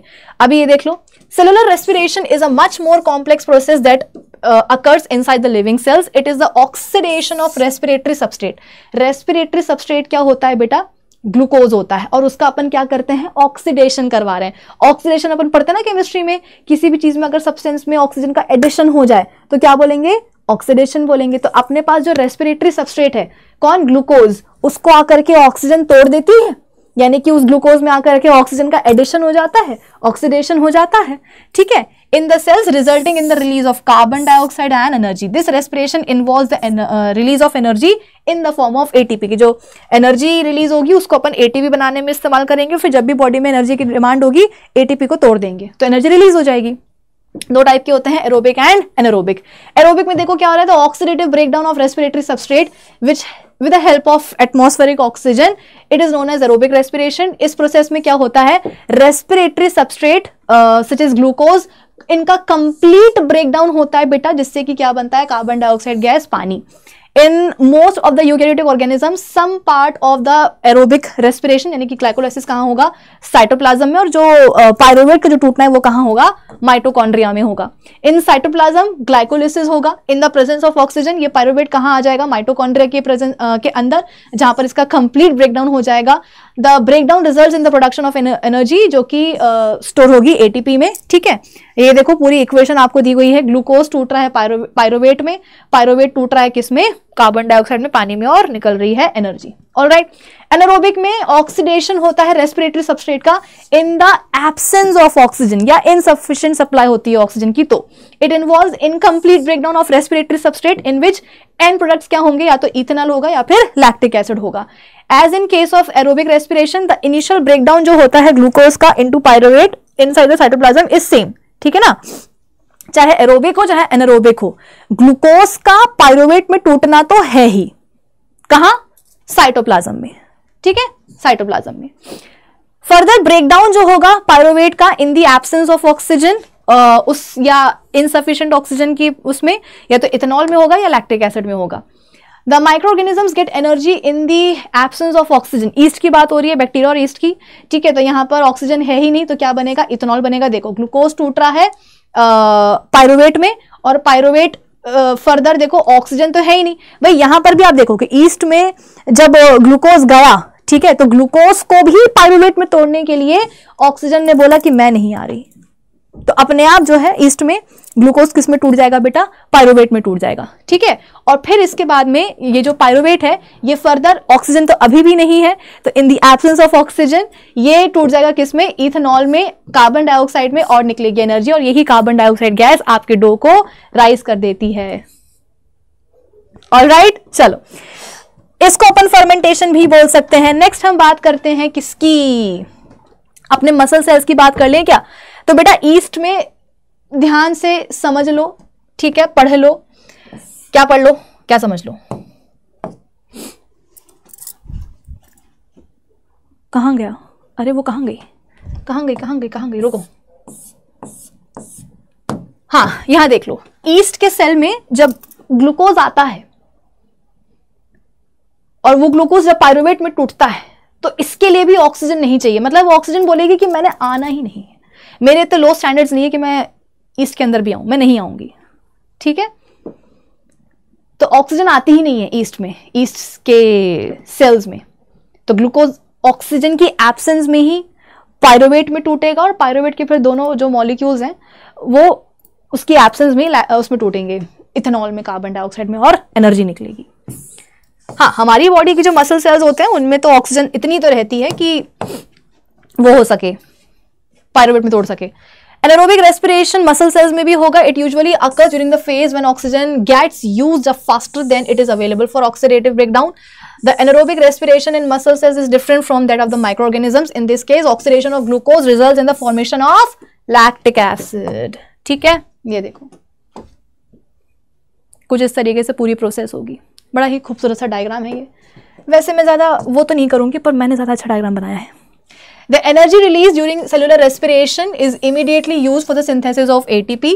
ठीक है, in these processes ATP is broken down, giving rise to a fixed amount of energy which can drive the endothermic reactions taking place in the cell. ये देखो आपकी NCERT क्या बोलती है, ATP is the energy currency for most cellular processes. The energy released during the process of respiration, respiration में जो energy बन रही है, it is used to make ATP molecules. ठीक है, from ADP and phosphate. तो ADP और phosphate, ADP का फुल फॉर्म होता है एडेनोसिन डाइफॉस्फेट। ठीक है, उसमें एक और फॉस्फेट ग्रुप को ऐड कर दिया जाएगा, मतलब ADP है एडेनोसिन डाइफॉस्फेट, 2 फॉस्फेट के मॉलिक्यूल्स हैं, एक और फॉस्फेट के मॉलिक्यूल को ऐड कर देंगे तो वो क्या बन जाएगा, फॉस्फेट के 3 मॉलिक्यूल्स, यानी कि ATP एडेनोसिन ट्राइफॉस्फेट। तो ADP में एक फॉस्फेट मॉलिक्यूल को जोड़ने के लिए जो एनर्जी है वो लगती है, कहां से आती है, रेस्पिरेशन से ही आती है।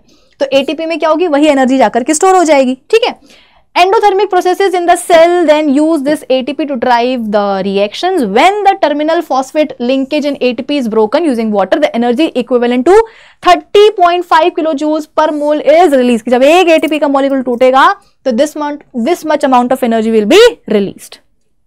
ठीक है, चलो ये आपकी NCERT का बहुत ही बड़ा प्यारा सा वो है, फ्लो चार्ट है, पाथवे है, फेट जो कि डिसाइड करेगा ग्लूकोज का कब कैसे कहां टूटेगा, ये अच्छे से पढ़ के जाना है आपने। ठीक है, चलो बेसिक से ये डिफरेंसेस हैं, एरोबिक रेस्पिरेशन, एनारोबिक रेस्पिरेशन। यहाँ पर ऑक्सीजन है, यहाँ पर ऑक्सीजन नहीं है, यहाँ पर ग्लूकोज का कंप्लीट ब्रेकडाउन होगा, यहाँ पर इनकम्प्लीट होगा, यहाँ पर लार्ज अमाउंट ऑफ एनर्जी निकलेगी, यहाँ पर कम निकलेगी। ये साइटोप्लाज्म और माइटोकॉन्ड्रिया में होती है, ये साइटोप्लाज्म में हो जाती है, माइटोकॉन्ड्रिया की जरूरत नहीं है। तो आज के लेक्चर के लिए गाइस इतना ही। अब हम मिलेंगे अपने अगले लेक्चर में। अगले लेक्चर में हम ब्रीदिंग मैकेनिज्म की बात करेंगे। ऑलराइट, चलो मिलते हैं अपने अगले लेक्चर में। Bye bye, see you soon.